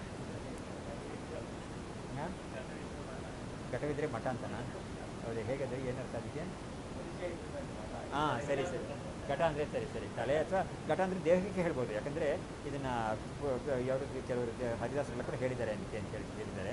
ತಮಿಳಲ್ಲಿ ಒಂದಿದೆ, ತುಂಬ ಚೆನ್ನಾಗಿದೆ ನೋಡಿ. ಅದೆಲ್ಲ ವೈರಾಗ್ಯ ಪರವಾಗಿ ಎಷ್ಟು ಚೆನ್ನಾಗಿ ಸಿದ್ಧರುಗಳ ಹಾಡೋದು ಹೇಳ್ತಾರೆ. ಏನು, ನಂದವನತ್ತಿಲೋರು ಆಂಡಿ, ತಮಿಳಲ್ಲಿ ಹೇಳ್ಬಿಡ್ತೀನಿ ಮಗು, ಇವ್ರು ಸ್ವಲ್ಪ ಅರ್ಥ ಆಗುತ್ತೆ ಅದು. ಆಮೇಲೆ ಕನ್ನಡದಲ್ಲಿ ತುಂಬ ಚೆನ್ನಾಗಿದೆ ಅದು. ನಂದವನತ್ತಿಲೋರು ಆಂಡಿ நாலாறு மாசமாய் வேண்டி எடுத்துಕೊಂಡಾನ್ ஒரு ತೋಂಡಿ ಅದೇ ಪೋಟು ಉಡೈತಾಂಡಿ ಅಂತ ಬರ್ತೇವೆ. ಅಂದರೆ ಏನಂತ ಹೇಳಿದ್ರೆ, ಒಬ್ಬ ನಂದವನದಲ್ಲಿ ಒಂದು ಆಂಡಿ ಅಂತ ಹೇಳಿದ್ರೆ ಒಂದು ಸನ್ಯಾಸಿ ಅಂತ ಇಟ್ಕೊಳ್ಳೋಣ. ನಂದವನ ಅಂತ ಹೇಳಿದ್ರೆ ಒಂದು ಆನಂದವನ ಅಂತ ಇಟ್ಕೊಳ್ಳೋಣ. ಅಲ್ಲಿ ಒಬ್ಬ ಇವನು ಸನ್ಯಾಸಿ ಆದವನು ಏನು ಮಾಡ್ತಾನೆ, 4-6 ಮಾಸಮಾಯಿ ವೇಂಡಿ ಅಂತ ಹೇಳಿದ್ರೆ 10 ತಿಂಗಳು ಇದು ಪ್ರಯತ್ನ ಮಾಡಿ ಒಂದು ದೇಹ ಅಂತ ಒಂದು ಪಡ್ಕೊಳ್ತಾನೆ.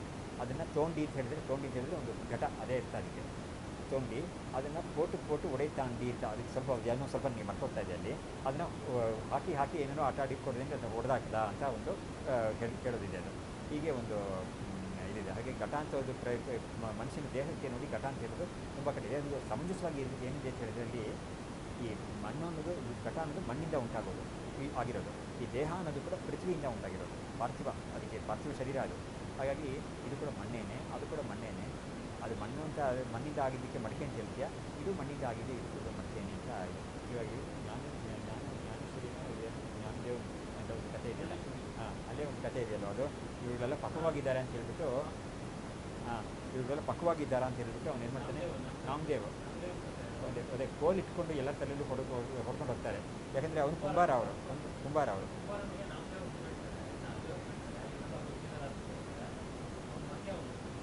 ಕುಂಬಾರ ಅವನು. ಅದೇ ಫಿಲಾಸಫಿಕಲ್ ಮೀನಿಂಗ್ ಇದೆ ಅದಕ್ಕೆ ಅಷ್ಟೊಂದು. ಅದೇ ಥರನೇ ಇದು. ಆಮೇಲೆ ಇನ್ನೊಂದು ಕೂಡ ಇದೆ ಇದಕ್ಕೆ. ಇದು ಹೇಗೆ ಬರುತ್ತೆ ಅಂದರೆ, ಹಾಂ ಅದು ಅದು ಕೂಡ ಹೀಗೆ ಬರುತ್ತೆ. ಕಾಯಿನ ಅದೇ ಕರೆಕ್ಟ್. ಘಟ ಹೌದೌದು. ಇವಾಗ ಹೌದೌದು. ಸೊ ಎರಡು காயமே இது பொய்யடா காற்றழைத்த பைಯடಾ ಮಾಯನಾರ್ ಕೊಯ್ವನ್ ಸೇದ ಮಣ್ಣು ಪಾಂಡ ಓಡಡ ಅಂತ ಹೇಳ್ಬಿಟ್ಟು ಒಂದು ಇದೆ. ಅದು ಏನಿರ್ತದೆ ಕಾಯ ಅಂತ ಹೇಳಿದ್ರೆ ದೇಹ, ಎಲ್ಲರಿಗೂ ಎಲ್ಲ ಭಾಷೆಯಲ್ಲೂ ಇದೆ ಕಾಯ ಅನ್ನೋದು. ಇದು ಕೊಯ್ಯಡ, ಇದು ಸುಳ್ಳು ಅಂತ ಪ್ರತಿಜ್ಞೆ ಮಾಡ್ತಾರೆ. ಆಮೇಲೆ ಇದು ಕಾற்றಡೆಯುತ್ತ ಪೈಯಡ, ಒಂದು ಗಾಳಿ ತುಂಬಿದ ಒಂದು ಚೀಲ ಅಷ್ಟೇ. ಅದಕ್ಕೆ ಒಂದು ಹಾಡಿದಿಲ್ಲ ಯಾವುದು, ಅದೇ ತರಿಗೆ ಅಂತ ಅದಿದೆ. ಆಮೇಲೆ ಇನ್ನೊಂದು ಕಡೆ ಇವರು ಹೇಳಿರೋ ಒಂದು ಹಾಡಿದೆಯಲ್ಲ ಯಾವುದು, ಅಂಬಿಗಾ ನಿನ್ನ ನಂಬಿದೆ ಅಂತ ಒಂದು ಹಾಡಿದೆಯಲ್ಲ, ಅಲ್ಲಿ ಈ ದೇಹವನ್ನು ಒಂದು ಚೀಲ ಅಂತ ಒಂದು ಕಂಪೇರ್ ಮಾಡ್ತಾರೆ. ಹೀಗೆ ಕಾಟಡಿತ ಪೈಯಡ ಮಾಯನಾರ್ ಕೊಯ್ವನ್ ಸೇದ ಮಣ್ಣು ಪಾಂಡ ಓಡಡ, ಅದು ಕೂಡ ಇದೆ ಬರುತ್ತೆ. ಮಾಯನಾರ್ ಕೊಯ್ವನ್ ಅಂತ ಹೇಳಿದ್ರೆ ಈಶ್ವರ, ಮಾಯಿ ಈಶ್ವರ, ಅವನ ಕುಂಬಾರ ಅಂತ ಹೇಳಿಬಿಟ್ಟು ಅವನು ಮಾಡಿರೋ ಒಂದು ಮಣ್ಣು ಪಾಂಡ ಓಡಡ ಅಂತ ಹೇಳಿದ್ರೆ, ಮಣ್ಣು ಪಾಂಡ ಅಂತ ಹೇಳಿದ್ರೆ ಪಾತ್ರೆ ಅಂತ, ಭಾಂಡ ತಮಿಳು ಸಂಸ್ಕೃತದಲ್ಲಿ ಇದೆ ಅದು. ದದಿ ಭಾಂಡ ಅಂತ ಒಂದು ಕಥೆ ಇದೆಯಲ್ಲ ಭಾಗವತದಲ್ಲಿ. ಸೊ ಮಣ್ಣು ಪಾಂಡ ಓಡಡ ಅಂದರೆ ಮಣ್ಣಲ್ಲಿ ಮಾಡಿರೋ ಒಂದು ಓಡು ಅಂತ ಹೇಳಿದ್ರೆ ಆ ಮಡಿಕೆದ ಒಂದು ಭಾಗ ಇದೆಯಲ್ಲ, ಒಂದು ಇದು ಅದಕ್ಕೆ ಓಡು ಅಂತ ಹೇಳೋದು. ಅಂದರೆ ಶೆಲ್ ಅಂತ ಹೇಳ್ತೀವಲ್ಲ, ಶೆಲ್ ಇದೆ ಆ್ಯಕ್ಚುಲಿ. ಶೆಲ್ ಅಂತ ಓಡು ಅಂದರೆ ಶೆಲ್ ಅದು. ಸೊ ಅಂಥದ್ದಿದು ಅಂತ ಹೇಳ್ಬಿಟ್ಟು ಅದಕ್ಕೆ ಆ ಥರ ಒಂದು ಹೇಳಿಕೆ ಇದು ಇದೆ. ಸಿದ್ಧರ ಮಾತುಗಳು ಇದೆ ಅದು. ಇದೆಲ್ಲ ತುಂಬ ಚೆನ್ನಾಗಿರುತ್ತೆ ನಮಗೆ ಯೋಚನೆ ಮಾಡಿ ನೋಡೋಕ್ಕೆ. ಅದು ಮಾಯನಾರ್ ಕೊಯ್ವನ್ ಸೇರಿ ಮಣ್ಣು ಪಾಂಡ ಓಡಡ ಅಂತ ಹೇಳ್ಬಿಟ್ಟು. ಹಾಂ ಅದೇ ಇದನ್ನೇ ಇಟ್ಕೊಂಡಿರೋದು. ಸೊ ಇಲ್ಲಿ ಆ ದೇಹ ಅಂತ ಒಂದರಲ್ಲಿ ನನಗೆ ಅಂತ ಬುದ್ಧಿ ಬಂದ್ರೇ ನನಗೆ ನಾನು ಮಾಡುವವನು, ನನಗೆ ಅದನ್ನು ಬಲವನ್ನು ಹೊಂದುವವನು ಅನ್ನೋದೆಲ್ಲ ಶುರುವಾಗುತ್ತೆ. ಅದರ ಪರ್ಟಿಕ್ಯುಲರ್ ಬೇಸಿಕ್ಕಾಗಿ ಏನು ಬೇಕಾಗಿದೆ, ಈ ಪ್ರವೃತ್ತಿ ಬರೋಕ್ಕೆ, ಪ್ರಮಾಣ ಪ್ರವೃತ್ತಿ ಬರೋಕ್ಕೆ ಪ್ರಮಾತೃತ್ವ ಅನ್ನೋದು ಫಸ್ಟ್ ಸಿದ್ಧವಾಗಬೇಕು. ಪ್ರಮಾತೃತ್ವ ಯಾವಾಗ ಸಿದ್ಧವಾಗುತ್ತೆ, ದೇಹೇಂದ್ರಿಯಾದಿಗಳೇ ನಾನು ನನ್ನದು ಅಂತ ಒಂದು ಬುದ್ಧಿ ಬಂದರೆ ಅದೇ ಪ್ರಮಾತೃತ್ವ. ಅದಿದ್ರೇ ಪ್ರಮಾಣ ವ್ಯವಹಾರ ಆಗೋದು. ಇದೇ ಇಲ್ಲಿಯೋದೇ ಅದಾಗಲ್ಲ ಅಂತ ತೋರಿಸ್ಕೊಂಡ್ಬರ್ತಾ ಇದ್ದಾರೆ. ಆಮೇಲೆ ಮುಂದಕ್ಕೆ ನಹಿ ಇಂದ್ರಿಯಾಣಿ ಅನುಪಾದಾಯ ಪ್ರತ್ಯಕ್ಷಾದಿ ವ್ಯವಹಾರ ಸಂಭವತಿ ಅಂತ ಹೇಳ್ತಾರೆ. ಅಂದರೆ ಇಂದ್ರಿಯಗಳನ್ನು ನಾವು ಒಪ್ಕೊಳ್ಳದೆ, ಅಥವಾ ಇಂದ್ರಿಯಗಳನ್ನ ನಾನು ನನ್ನದು ಅಂತ ಅದನ್ನು ಸೇರಿಸ್ಕೊಳ್ಳದೆ ಪ್ರತ್ಯಕ್ಷಾದಿ ವ್ಯವಹಾರವೇ ಆಗಲ್ಲ. ಅಂದರೆ ಏನು, ಪ್ರತ್ಯಕ್ಷ ಅನುಮಾನ ಇವುಗಳೆಲ್ಲ, ಇಂಥ ವ್ಯವಹಾರಗಳೆಲ್ಲ ಕೂಡ ಎಲ್ಲದಕ್ಕೂ ಇಂದ್ರಿಯ ಅನ್ನೋದು ಬೇಕೇ ಬೇಕು. ಇಂದ್ರಿಯಗಳೆಲ್ಲ ಇದ್ರೇ ನಮಗೆ ಆ ವ್ಯವಹಾರಗಳೆಲ್ಲ ಮಾಡೋಕ್ಕಾಗೋದು. ಹಾಗಾಗಿ ಅವು ಇಂದ್ರಿಯಗಳಿಲ್ಲದೆ ಹೋದರೆ ಈ ಒಂದು ಪ್ರತ್ಯಕ್ಷಾದಿ ವ್ಯವಹಾರ ಆಗಲ್ಲ ಅಂತ ಹೇಳ್ತಾರೆ. ಆಮೇಲೆ ಮುಂದಕ್ಕೆ ಅಧಿಷ್ಠಾನ ಅಂತ ಆ ಶಬ್ದಕ್ಕೆ ನಾವು ಒಂದ್ಸತಿ ಸ್ವಲ್ಪ ವಿನ್ಯಾಸ ಮಾಡಿದ್ವಿ. ನಹಿ ಅಧಿಷ್ಠಾನಂ ಅಂತರೇಣ ಇಂದ್ರಿಯಾಣಂ ವ್ಯವಹಾರ ಸಂಭವತಿ. ಅಧಿಷ್ಠಾನ ಅಂತ ಹೇಳಿದರೆ ಇಲ್ಲಿ ದೇಹ ಅಂತ ಅರ್ಥ ಇದೆ. ಸೊ ಈ ಅದೇ ದೇಹ ಅಂತ ಒಂದು ಇದೆ ಸ್ಥೂಲ ದೇಹ ಅಂತ, ಅದಿಲ್ಲದೆ ಇಂದ್ರಿಯಗಳ ವ್ಯವಹಾರ ಆಗಲ್ಲ. ನೋಡಿ ಉತ್ತರ ಒಂದು ಸೀಕ್ವೆನ್ಸ್ ಆಗಿದೆ ಅಂತ ಹೇಳ್ತಾರೆ, ಒಂದಕ್ಕೊಂದು ಜೋಡಣೆ ಮಾಡ್ಕೊಂಡು ಬರಬೇಕು. ಮೊದಲು ಏನು ಹೇಳಿದ್ರು, ದೇಹೇಂದ್ರಿಯಾದಿಗಳಲ್ಲಿ ನಾನು ನನ್ನದು ಅಂತ ಬುದ್ಧಿಗಳಿದೆ ಹೋದರೆ ಪ್ರಮಾತೃತ್ವನೇ ಸಿದ್ಧವಾಗಿಲ್ಲ. ಆಮೇಲೆ ಪ್ರಮಾತೃತ್ವ ಸಿದ್ಧವಾಗದೆ ಹೋದರೆ ಪ್ರಮಾಣ ವ್ಯವಹಾರ ಸಿದ್ಧವಾಗಲ್ಲ. ಇಂದ್ರಿಯಗಳೆಲ್ಲ ಸೇರ್ಕೊಳ್ಳದೆ ಹೋದರೆ ಪ್ರಮಾಣ ಅನ್ನೋದು ಆಗೋದೇ ಇಲ್ಲ, ಪ್ರಮಾಣ ವ್ಯವಹಾರ ಆಗೋದೇ ಇಲ್ಲ, ಪ್ರತ್ಯಕ್ಷಾದಿ ವ್ಯವಹಾರ ಆಗೋದೇ ಇಲ್ಲ. ಆಮೇಲೆ ಈ ಸ್ಥೂಲ ದೇಹ ಅಂತ ಇಲ್ಲದೆ ಹೋದರೆ ಆವಾಗ ಇಂದ್ರಿಯಗಳ ವ್ಯವಹಾರ ಕೂಡ ಆಗೋದಿಲ್ಲ. ಯಾಕಂದರೆ ಇಂದ್ರಿಯಗಳೆಲ್ಲ ವ್ಯವಹಾರ ಮಾಡಬೇಕು ಅಂದರೆ ಸ್ಥೂಲ ದೇಹ ಬೇಕೇ ಬೇಕು. ಅದಿಲ್ಲದ್ರೆ ಇಂದ್ರಿಯ ವ್ಯವಹಾರ ಆಗೋದೇ ಇಲ್ಲ. ಇದಕ್ಕೆ ನೋಡಿ, ನಮ್ಮ ಈ ದೇಹ ಹೋದ್ಮೇಲೆ, ದೇಹ ಸತ್ತೋದ್ಮೇಲೆ, ಈ ಸ್ಥೂಲ ದೇಹ ಸತ್ತೋದ್ಮೇಲೆ ಈ ಒಳಗಡೆ ಇರೋ ಈ ಸೂಕ್ಷ್ಮ ಶರೀರ ಅಂತ ಹೇಳ್ತಿರಲ್ಲ, ಅದು ಹೇಗಾಗುತ್ತೆ, ಅದರ ಗತಿ ಏನು ಅಂತ ಕೇಳಿದರೆ ಅದಕ್ಕೆ ಶಾಸ್ತ್ರದಲ್ಲಿ ಕೊಟ್ಟಿದ್ದಾರೆ, ಅದಕ್ಕೆ ಒಂದು ಮೆಥಡ್ ಕೊಟ್ಟಿದ್ದಾರೆ. ಅದು ಈ ಸೂಕ್ಷ್ಮ ಶರೀರ ಅನ್ನೋದು ಖಂಡಿತ ಯಾವುದೇ ಸೂಕ್ಷ್ಮ ಅಂತ ಹೇಳಿದ್ದಾರೆ ಅಂದರೆ ಕಣ್ಣಿಗೆ ಕಾಣಿಸಲ್ಲ. ಇವಾಗ ಇಂದ್ರಿಯ ಅಂತ ನಾವು ಹೇಳ್ತೀವಲ್ಲ, ಕಣ್ಣು ಅಂತ ಇಂದ್ರಿಯ ಹೇಳಿದರೆ ನಮಗೆ ಈ ಮಾಂಸ ಚಕ್ಷುಸ್ ಮಾತ್ರ ಕಾಣಿಸ್ತಾ ಇದೆ. ಆದರೆ ಈ ಮಾಂಸ ಚಕ್ಷುಸ್ ಆದರೆ ಈ ಜಾಗದಿಗೆ ಅದೊಂದು ಗೋಳಕ್ಕೆ ಅಷ್ಟೇ, ಅಲ್ಲಿ ಕೆಲಸ ಮಾಡ್ತಾ ಇರೋದು ಇಂದ್ರಿಯ. ಕಣ್ಣು ಅಂತ ಚಕ್ಷುರಿಂದ್ರಿಯ ಅನ್ನೋದು ಇದಲ್ಲ, ಇದ್ರ ಒಳಗಡೆ ಇದಕ್ಕೊಂದು ಸೂಕ್ಷ್ಮವಾಗಿರೋ ಒಂದು ವಸ್ತು ಚಕ್ಷುರಿಂದ್ರಿಯ ಅಂತ. ಆ ಚಕ್ಷುರಿಂದ್ರಿಯ ಫಂಕ್ಷನ್ ಆಗಬೇಕಾದ್ರೆ ಅದಕ್ಕೊಂದು ಪ್ಲ್ಯಾಟ್ಫಾರ್ಮ್ ಬೇಕು, ಅದಕ್ಕೊಂದು ಎಕ್ವಿಪ್ಮೆಂಟ್ ಬೇಕು, ಅದಕ್ಕೆ ಒಂದು ಹಾರ್ಡ್ವೇರ್ ಬೇಕು. ಅದಕ್ಕೆ ಅದಿದ್ರೇ ಅದು ಕೆಲಸ ಮಾಡುತ್ತೆ. ಸೊ ನಾವು ಹಾರ್ಡ್ವೇರ್ನ ಮಾತ್ರ ನೋಡ್ಬಿಟ್ಟು ನಾವು ಇಂದ್ರಿಯ ಅಂತ ಹೇಳ್ತೀವಿ, ಅದಲ್ಲ ಅದು. ಸೊ ಅದು ಒಳಗಡೆ ಇರೋ ನಮಗೆ ಕಣ್ಣು ಕಾಣಿಸದೇ ಇರೋ ಇಂದ್ರಿಯ ಅಂತ ಕಣ್ಣು ಕಾಣಿಸದೇ ಇರೋದು ವಸ್ತು, ಅತ್ಯಂತ ಸೂಕ್ಷ್ಮವಾಗಿರೋದು. ಈ ಸೂಕ್ಷ್ಮ ಶರೀರ ಅನ್ನೋದು ಇಂದ್ರಿಯಗಳು ಸೇರಿದೆ, ಪ್ರಾಣ ಸೇರಿದೆ, ಮನಸ್ಸು, ಬುದ್ಧಿ, ಅಹಂಕಾರ ಎಲ್ಲ ಸೇರಿದೆ. ಆ ಸೂಕ್ಷ್ಮ ಶರೀರ ಅನ್ನೋದು ನಾನು ಸುಮ್ಮನೆ ಅದೇ ಕೈಯಲ್ಲಿ ಆಡಿಸಿ ತೋರಿಸ್ತಾ ಇದ್ದೀನಿ, ಬಟ್ ಆದರೆ ಅದು ತುಂಬ ಅತ್ಯಂತ ಸೂಕ್ಷ್ಮವಾದದ್ದು. ಅದು ಈ ದೇಹವನ್ನು ಬಿಟ್ಟು ಹೋಗುತ್ತೆ, ಅದು ಆಚೆ ಹೋಗುತ್ತೆ. ಹೋಗಿ ಅದೇನಾಗುತ್ತೆ, ಅದಕ್ಕೊಂದು ಪಾತ್ ಇದೆ, ಆ ಪಾತ್ರಲ್ಲಿ ಹೋಗ್ಬಿಟ್ಟು ಯಾವುದೋ ಒಂದು ಲೋಕಕ್ಕೆ ಹೋಗಿ ಲೋಕಕ್ಕೆ ಹೋಗಿ ಸೇರಿಕೊಂಡಾಗ ಏನಾಗುತ್ತೆ, ಆ ಲೋಕದಲ್ಲಿ ಅನುಭವಿಸೋಕ್ಕೆ ಏನಾದರೂ ಯಾವ ಥರ ಒಂದು ಬಾಡಿ ಬೇಕೋ ಅಂಥ ಒಂದು ಬಾಡಿ ಅದಕ್ಕೆ ಸಿಗುತ್ತೆ, ಅದರ ಕರ್ಮವಶ ಸಿಗುತ್ತೆ. ಆಮೇಲೆ ಇವಾಗ ನೋಡಿ, ಸ್ವರ್ಗಲೋಕದಲ್ಲಿ ನಮಗೆ ಇಂಥ ಸ್ಥೂಲ ದೇಹ ಇರಲ್ಲ, ಅದಕ್ಕೆ ಹೊಟ್ಟೆ ಹಸಿವು ಬಾಯಾರಿಕೆ ಅಂತ ಇರೋದಿಲ್ಲ ಅದಕ್ಕೆ. ಅದೇ ಸುಖವನ್ನು ಮಾತ್ರ ಅನುಭವಿಸೋಕ್ಕೆ ತಕ್ಕನಾಗಿ ಒಂದು ಶರೀರ ಇರುತ್ತೆ ಅದಕ್ಕೆ, ಅಂಥ ಸ್ಪೆಷಲ್ ಶರೀರ ಅದು. ಆದರೆ ಅಲ್ಲಿ ಭೋಗ ಆದಮೇಲೆ ಏನಾಗುತ್ತೆ, ಆ ಶರೀರ ಹೊರಟೋಗುತ್ತೆ, ಅದು ಇಲ್ಲಿಗೆ ಬಂದಿರ್ತಾನೆ ಅವನು. ಇಲ್ಲಿಗೆ ಬಂದಾಗ ಏನಾಗುತ್ತೆ, ತಿರ್ಗಿ ಬರೋವಾಗಲೂ ಕೂಡ ಇಲ್ಲಿಗೆ ಮಾತ್ರ ಆ ಥರ ಸೂಕ್ಷ್ಮ ಶರೀರ ಮಾತ್ರ ಬರುತ್ತೆ. ಇಲ್ಲಿ ಬಂದ ಮೇಲೆ ಅವನು ಏನು ಮಾಡ್ತಾನೆ, ಒಂದು ದೇಹವನ್ನು ಪಡ್ಕೊಳ್ತಾನೆ, ಸ್ಥೂಲ ದೇಹವನ್ನು ಪಡ್ಕೊಳ್ತಾನೆ ಅವನ ಕರ್ಮ ಅನುಸಾರವಾಗಿ. ಅದು ಹೆಣ್ಣಾಗಿರ್ಬೋದು, ಗಂಟಾಗಿರ್ಬೋದು, ನಾಯಿ ಆಗಿರ್ಬೋದು, ಪಕ್ಷಿಯಾಗಿರ್ಬೋದು, ಪ್ರಾಣಿಯಾಗಿರ್ಬೋದು, ಏನೇ ಆಗಿದ್ದರೂ ಕೂಡ ಅದು ಕರ್ಮವಶ ತಮಗೆ ಇಂಥ ಒಂದು ಸ್ಥೂಲ ದೇಹ ಬೇಕೇ ಬೇಕು. ಅದಕ್ಕೆ ಅಂದರೆ ಸೂಕ್ಷ್ಮ ಶರೀರ ಕೆಲಸ ಮಾಡಬೇಕು ಅಂತ ಹೇಳಿದ್ರೆ ಅದಕ್ಕೆ ಪ್ಲಾಟ್ಫಾರ್ಮ್ ಅಂತ ಒಂದು ಬೇಕೇ ಬೇಕು.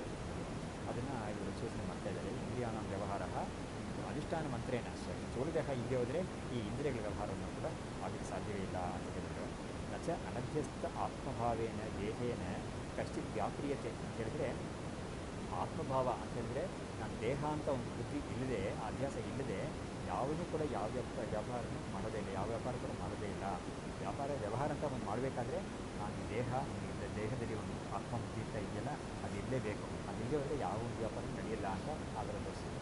ನಚ ಏತಸ್ಮಿನ್ ಸರ್ವಸ್ಮಿನ್ ಅಸತಿ ಅಸಂಗಸ್ಯ ಆತ್ಮನಃ ಪ್ರಮಾತೃತ್ವ ಉಪದ್ಯತೆ ಹೇಳ್ಬಿಟ್ಟು ಕೊನೆಯಲ್ಲಿ ಅದನ್ನು ಮುಗಿಸಿದ್ರು. ಅಂದರೆ ನಚ ಏತಸ್ಮಿನ್ ಸರ್ವಸ್ಮಿನ್ ಅಸತಿ, ಯಾವುದ್ಯಾವುದು ಪ್ರಮಾತೃತ್ವ ಅನ್ನೋದು, ಇದು ಇಂದ್ರಿಯಗಳು ಅನ್ನೋದು, ಸ್ಥೂಲ ದೇಹ ಅನ್ನೋದು, ಇವುಗಳೆಲ್ಲ ಯಾವುದು ಇಲ್ಲದೆ ಹೋದರೆ ಆವಾಗ ಈ ಪ್ರಮಾತೃತ್ವ ಅನ್ನೋದು ಅವನಿಗೆ ಬರೋದೇ ಇಲ್ಲ ಅಂತ ಆ ಸರ್ಕಲ್ನ ಫುಲ್ ಮಾಡಿ ತೋರಿಸೋದು. ಎಲ್ಲಿ ಸ್ಟಾರ್ಟ್ ಮಾಡೋದು ಅಂತ ಹೇಳಿದ್ರೆ, ದೇಹೇಂದ್ರಿಯಾದಿಷು ಅಹಮ್ಮಮಂ ಅಭಿಮಾನ ರಹಿತಸ್ಯ ಅಂತ ಶುರು ಮಾಡೋದಲ್ಲ, ಅಲ್ಲಿ ಶುರು ಮಾಡಿದ ಸರ್ಕಲ್ ಇಲ್ಲಿ ಬಂದು ಮುಗಿಯುತ್ತೆ. ನಚೆ ಏತಸ್ಮಿನ್ ಸರ್ವಸ್ಮಿನ್ ಅಸತಿ ಅಂತ ಹೇಳ್ಬಿಟ್ಟು ಅಲ್ಲಿ ಮುಗಿದದು. ಅದು ಹಿಂದೆ ಹೋದರೆ ಅಂದರೆ ನಿಮಗೆ ಹೊರಗಡೆ ಅಂತ ಅಲ್ಲ, ಅದು ಹಿಂದೆ ಹೋದರೆ ಅಂತ ಅಂದರೆ ಅನ್ನೋದು ಅಭಿಯ ಪದ. ಅಂದರೆ ಅದು ಹಿಂದೆ ಹೋದರೆ ಅಂತ, ಅದು ಹಿಂದೆ ಹೋದರೆ ವಿತೌಟ್ ದಟ್ ಅಂತ. ಮತ್ತು ಏತಸ್ಮಿನ್ ಸರ್ವಸ್ಮಿನ್ ಅಸತಿ ಅಸಂಗಸ್ಯ ಆತ್ಮನಃ, ಅದಕ್ಕೆ ತೋರಿಸ್ತಾರೆ ಅಸಂಗಸ್ಯ ಆತ್ಮನಃ ಅಂತ ಇಲ್ಲಿ ಸೂಚನೆ ಕೊಡ್ತಾ ಇದ್ದಾರೆ. ಆತ್ಮನ ಸ್ವರೂಪ ಯಾವುದು, ಪ್ರತ್ಯೇಕಾತ್ಮನ ಸ್ವರೂಪ ಏನು ಅಂತ ಸೂಚನೆ ಕೊಡ್ತಾ ಇದ್ದಾರೆ. ಅದೇನಿದೆ ಪ್ರತ್ಯೇಕಾತ್ಮನ ಸ್ವರೂಪ, ಅದು ಅಸಂಗ ಸ್ವರೂಪ, ಯಾವುದ್ರ ಜೊತೆಗೆ ಅಂಟ್ಕೊಳ್ಳೋ ಸ್ವರೂಪ ಅಲ್ಲವೇ ಇಲ್ಲ. ಅದು ಆಗಿರೋದನ್ನು ಅಭ್ಯಾಸದಿಂದ, ಅವಿವೇಕದಿಂದ ಅದನ್ನು ದೇಹ ಮನಸ್ಸುಗಳಲ್ಲಿ ನಾವು ತೊಡಗಿಸ್ಬಿಟ್ಟಿದ್ದೀವಿ, ಅದನ್ನು ಸೇರಿಸಿದ್ದು ಹೇಗೆ ಅಂತಂದರೆ, ದೇಹ ಮನಸ್ಸು ಅಂದರೆ ಅನಾತ್ಮವನ್ನು ನಾನು ಅಂತ ಅಂದ್ಕೊಳ್ಳೋದಿದೆಯಲ್ಲ, ಅದೇ ಅಭ್ಯಾಸ. ಅಸಂಗನಾಗಿರೋ ಆತ್ಮನಿಗೆ ಇಂಥ ಒಂದು ಸಂಘವನ್ನು ತಂದುಕೊಡೋದು ಯಾವುದು, ಅವಿವೇಕ. ಅದರಿಂದ ಉಂಟಾಗುವ ಅದೇ ಅಭ್ಯಾಸ. ಅದು ಪ್ರತ್ಯೇಕಾತ್ಮ ಅಂದರೆ ಇಂಡಿಯನ್ ಮೋಸ್ಟ್ ಸ್ವರೂಪ ಅಲ್ಲ, ಪ್ರತ್ಯೇಕ ಅಂತ ಹೇಳಿದ್ರೆ ಇಂಡಿಯನ್ ಮೋಸ್ಟ್ ಆಗಿರೋದು ಪ್ರತ್ಯೇಕ ಸ್ವರೂಪ. ಈ ಪ್ರತ್ಯೇಕಾತ್ಮ ಅನ್ನೋದು ಉಪನಿಷತ್ತು ಬರ್ತಾರೆ, ಕಠೋಪನಿಷತ್ತಲ್ಲಿ ಒಂದು ಮಂತ್ರಕ್ಕೆ ತುಂಬ ಚೆನ್ನಾಗಿದೆ ಮಂತ್ರ. ಪರಾಂಚಿಕಾನಿ ವ್ಯತಿರತ್ ಸ್ವಯಂಭೂಹು ಅಂತ ಮಂತ್ರ ಬರ್ಕೋಬೋದು, ಸೂಚನೆ ಹಾಕೋಬೋದು. ಪರಾಂಚಿಕಾನಿ ಖಾನಿ ಅಂತ ಹೇಳ್ಬಿಟ್ಟು ಖಾನ್ ಶೇರ್ ಖಾನ್ ಅಂತ, ಆಕಾಶ ಇಲ್ಲಿ ಅದೇ ಆಕಾಶದಿಂದ ಉಂಟಾಗಿರೋ ಇಂದ್ರಿಯಗಳಿಗೆ ಖಾನಿ ಅಂತ ಒಂದು ಅಂತ ಇದೆ, ಖಮ್ ಅಂತ ಇದು ಖಾನಿ ಅಂತ ಬಹುವಚನ. ಪರಾಂಚಿ ಖಾನಿ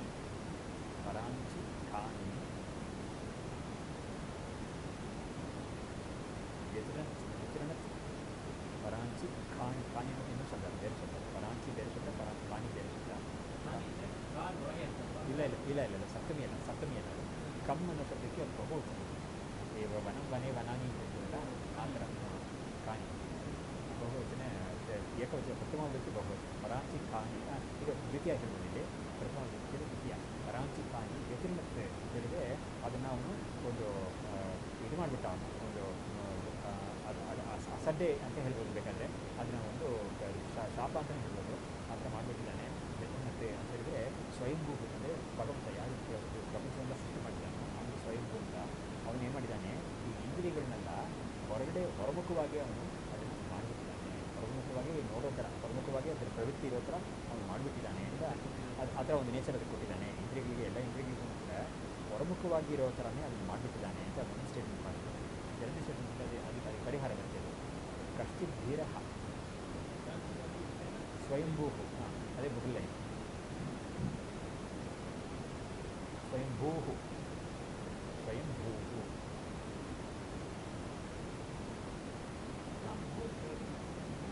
ಅದು ಅದು ಶಬ್ದ ಹಾಗೆ ನಿಸರ್ಗ ಬೇರೆ ಸ್ವಯಂಭೂ ಅಂತ ಅರ್ಥ ಇದೆ. ಸ್ವಯಂಭೂ ಅದಕ್ಕೆ ವ್ಯಾಕರಣಕಾರರು ಹೇಳ್ತಾರೆ. ಅದು ನಮಗೆ ಶಬ್ದ ಏನೋ ಇದೆ ಬಹುಶಃ ಅದಕ್ಕೆ ಸ್ವಯಂಭೂ ಅಂತ ಅದಕ್ಕೆ ಶಬ್ದ ಇದು ಶಂಭು ಶಬ್ದದ ಶಂಭು ಶಬ್ದಕ್ಕೆ ಇದು ಉಕಾರದಲ್ಲಿ ಇದು ದೀರ್ಘ ಇದೆ, ಅದರ ಪ್ರಸಿದ್ಧವಿದೆ ಅಂತ ಯಾಕಂದರೆ ಶಂಭೋ ಅಂತ ಹೇಳ್ತೀವಿ, ಇದು ಸಂಬೋಧನೆ ಇದೆ, ಹೇ ಶಂಭೋ ಅಂತ ಹೇಳ್ತೀವಿ. ಅದೇ ಥರ ಈ ಸ್ವಯಂಭೂ ಅನ್ನೋದಕ್ಕೆ ಹೇ ಸ್ವಯಂಭೋ ಅಂತ ಹೇಳೋ ಸಂಬೋಧನೆ ಇದೆ. ಸ್ವಯಂಭೋ ಅದೇ ಅದನ್ನು ಇದು ಮಾಡುವಾಗ ಸಂಬೋಧನೆ ಬರುವಾಗ ಸ್ವಯಂಭೋ ಅಂತ ಹೇಳ್ತೀವಿ. ಸಂಬೋಧನೆ ಸ್ವಯಂಭೋ ಇದು ಪ್ರಥಮ ಸ್ವಯಂಭೂ ಅಂತಾನೆ ಸ್ವಯಂಭೂ. ಅದಕ್ಕೆ ವ್ಯಾಕರಣದ ಗೊತ್ತಿಲ್ಲ. ಅದು ಹೇಳಿದ್ರು ಎರಡನೇ ಲೈನ್ ತುಂಬ ನಮಗೆ ಮುಖ್ಯವಾಗಿದೆ. ಕಶ್ಚಿದ್ಧೀರ ಪ್ರತ್ಯೇಕಾತ್ಮಾನಂ ಐಕ್ಷತೆ. ಆ ಶಬ್ದ ಬರಲಿಕ್ಕಾಗಿ ನಾನು ಈ ವಾಕ್ಯ ಉದಾಹರಿಸಿದೆ. ಪ್ರತ್ಯೇಕಾತ್ಮಾನಂ ಐಕ್ಷತೆ ಐಕ್ಷತೆ ಐಕ್ಷತೆ ಇದು ಬೋಧಕಾಲ ಪ್ರಯೋಗ. ಐಕ್ಷತೆ ಆವೃತಚಕ್ಷು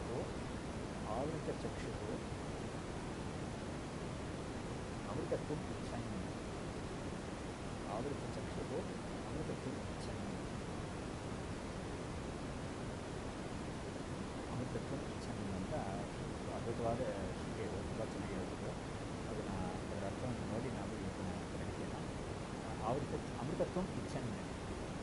ಆವೃತಚಕ್ಷು ಅಮೃತತ್ವಂ ಇಚ್ಛನ್.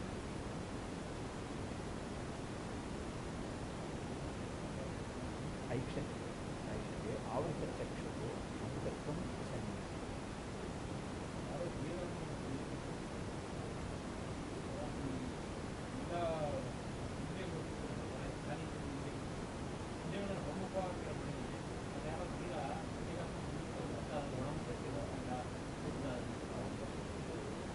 ಅಮೃತತ್ವಂ ಇಚ್ಛನ್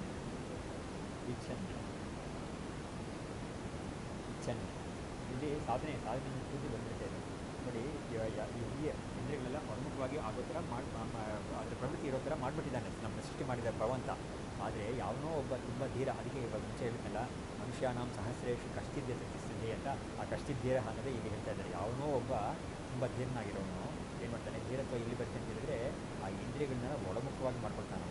ಆವೃತ ಚಕ್ಷು ಅಂತ ಹೇಳಿದ್ರೇನು, ಆ ಇಂದ್ರಿಯ ಚಕ್ಷು ಅಂತ ಹೇಳಿದರೆ ಖಾನಿ ಅಂತ ಮೊದಲನೇ ಲೈನ್ ಹೇಳಿದ್ರಲ್ಲ, ಅದಕ್ಕೆ ಚಕ್ಷು ಅಂತ ಪರ್ಯಾಯ ಪದ ಇದು.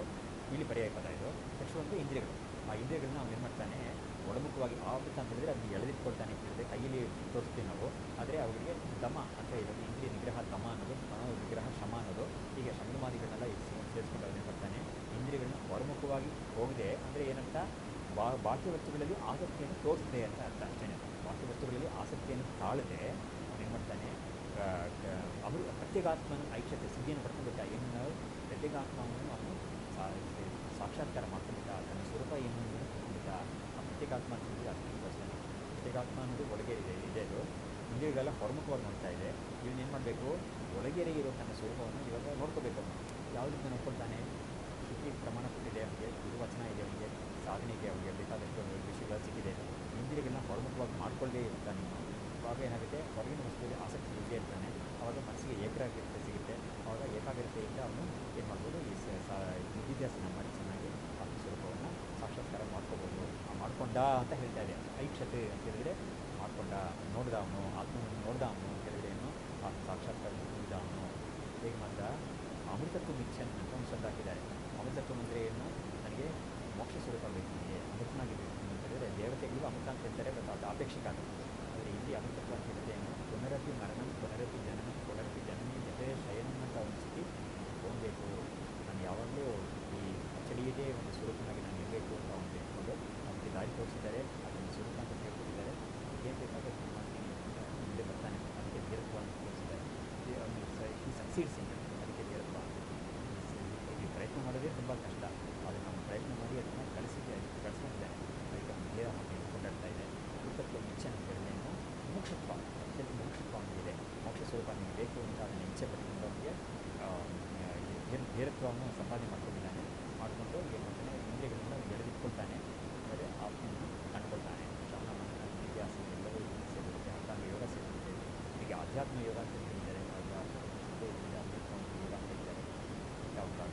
ಪ್ರತ್ಯೇಗಾತ್ಮ ಅನ್ನೋ ಶಬ್ದಕ್ಕಾಗಿ ನಾನು ಹೇಳಿದ್ದು. ಈ ಪ್ರತ್ಯೇಗಾತ್ಮ ಅನ್ನೋದು ಶುದ್ಧ ಚೈತನ್ಯ ಸ್ವರೂಪ. ಈ ಪಂಚಕೋಶಗಳಿಗೆ ಬೆರಕೆ ಆಗದೇ ಇರೋ ಚೈತನ್ಯ ಸ್ವರೂಪ ಅದು. ಅದೇ ನಮ್ಮ ವಾಸ್ತವವಾದ ಸ್ವರೂಪ. ಆ ಸ್ವರೂಪವನ್ನು ನಾವು ತಿಳ್ಕೊಂಡಾಗ ಏನಾಗುತ್ತೆ, ಈ ಒಂದು ಅಭ್ಯಾಸ ಅನ್ನೋದು ಹೋಗುತ್ತೆ ತಿರುಳು. ಇಲ್ಲಿ ನಾವು ಹೆಸರು ನಚ ಪ್ರಮಾತೃತ್ವ ಮಂತ್ರೇಣ ಪ್ರಮಾಣ ಪ್ರವೃತ್ತಿ ಅಸ್ತಿ ಅಂತ ಹೇಳ್ಬಿಟ್ಟು ತಸ್ಮಾತ್ ಅವಿದ್ಯಾವತ್ ವಿಷಯಾನ್ಯೇವ ಪ್ರತ್ಯಕ್ಷಾದೀನ ಇಲ್ಲಿ ಫುಲ್ ಸರಿ ಇಲ್ಲಿ ಬಂದ್ಬಿಟ್ಟಿದೆ. ವಾಕ್ಯ ಓದ್ಬಿಟ್ಟು ನಮ್ಮ ಹೆಸರನ್ನ ಅವ್ನು ಏನು ಪ್ರಶ್ನೆ ಕೇಳಿದ್ದ, ಕಥಂ ಪುನಃ ಅವಿದ್ಯಾವದ್ ವಿಷಯಾನಿ ಪ್ರತ್ಯಕ್ಷಾದೀನಿ ಪ್ರಮಾಣಾನಿ ಶಾಸ್ತ್ರಾಣಿ ಚ ಅಂತ ಕೇಳಿದ್ನಲ್ಲ, ಈಗ ಹೇಗೆ ನೀವು ಹೇಳ್ತೀರಾ ಈ ಪ್ರತ್ಯಕ್ಷಾದಿ ಪ್ರಮಾಣಗಳು ಶಾಸ್ತ್ರಗಳೆಲ್ಲ ಅವಿದ್ಯಾ ವಿಷಯಗಳು ಅಂತ ಹೇಗೆ ಹೇಳ್ತೀರಾ ಅಂತ ಕೇಳಿದಾಗ ಅದಕ್ಕೆ ಉತ್ತರ ಕೊಡ್ತೀವಿ ಅಂತ ಕೊಟ್ಟಿದ್ದನ್ನು ಕೊನೆಯದನ್ನು ಮುಗಿಸ್ತಾ ಇದ್ದಾರೆ, ಉಪಸಂಹಾರ ಮಾಡ್ತಾ ಇದ್ದಾರೆ. ಅದನ್ನು ತಸ್ಮಾತ್ ಅವಿದ್ಯಾವತ್ ವಿಷಯಾನ್ಯೇವ ಪ್ರತ್ಯಕ್ಷಾದೀನಿ ಪ್ರಮಾಣಾನಿ ಶಾಸ್ತ್ರಾಣಿ ಚ ಇತ್ಯಾದಿ. ಅಂದರೆ ಅದರಿಂದ ಅವಿದ್ಯಾವತ್ ವಿಷಯಗಳು ಅವಿದ್ಯೆಯಿಂದ ಕೂಡಿರೋ ಸ್ಥಿತಿಯಲ್ಲೇ ಈ ಪ್ರತ್ಯಕ್ಷಾದಿ ಪ್ರಮಾಣಗಳು ಶಾಸ್ತ್ರಗಳೆಲ್ಲ ಕೂಡ ಅದಕ್ಕೆ ಕೆಲಸ ಮಾಡೋದು ಯಾವಾಗಂದರೆ ಅವಿದ್ಯೆಯಿಂದ ಕೂಡಿರೋ ಒಂದು ಸಿಚುವೇಷನ್ ಇದ್ದಾಗಲೇ ಇವುಗಳೆಲ್ಲ ಕೆಲಸ ಮಾಡ್ತಿದೆ. ಅವಿದ್ಯೆಯಿಂದ ಕೂಡಿರೋ ಸಿಚುವೇಷನ್ ನಿಜ ಹೋದರೆ ಇವುಗಳಿಗೆಲ್ಲ ಕೆಲಸ ಇಲ್ಲ. ಹೀಗೆ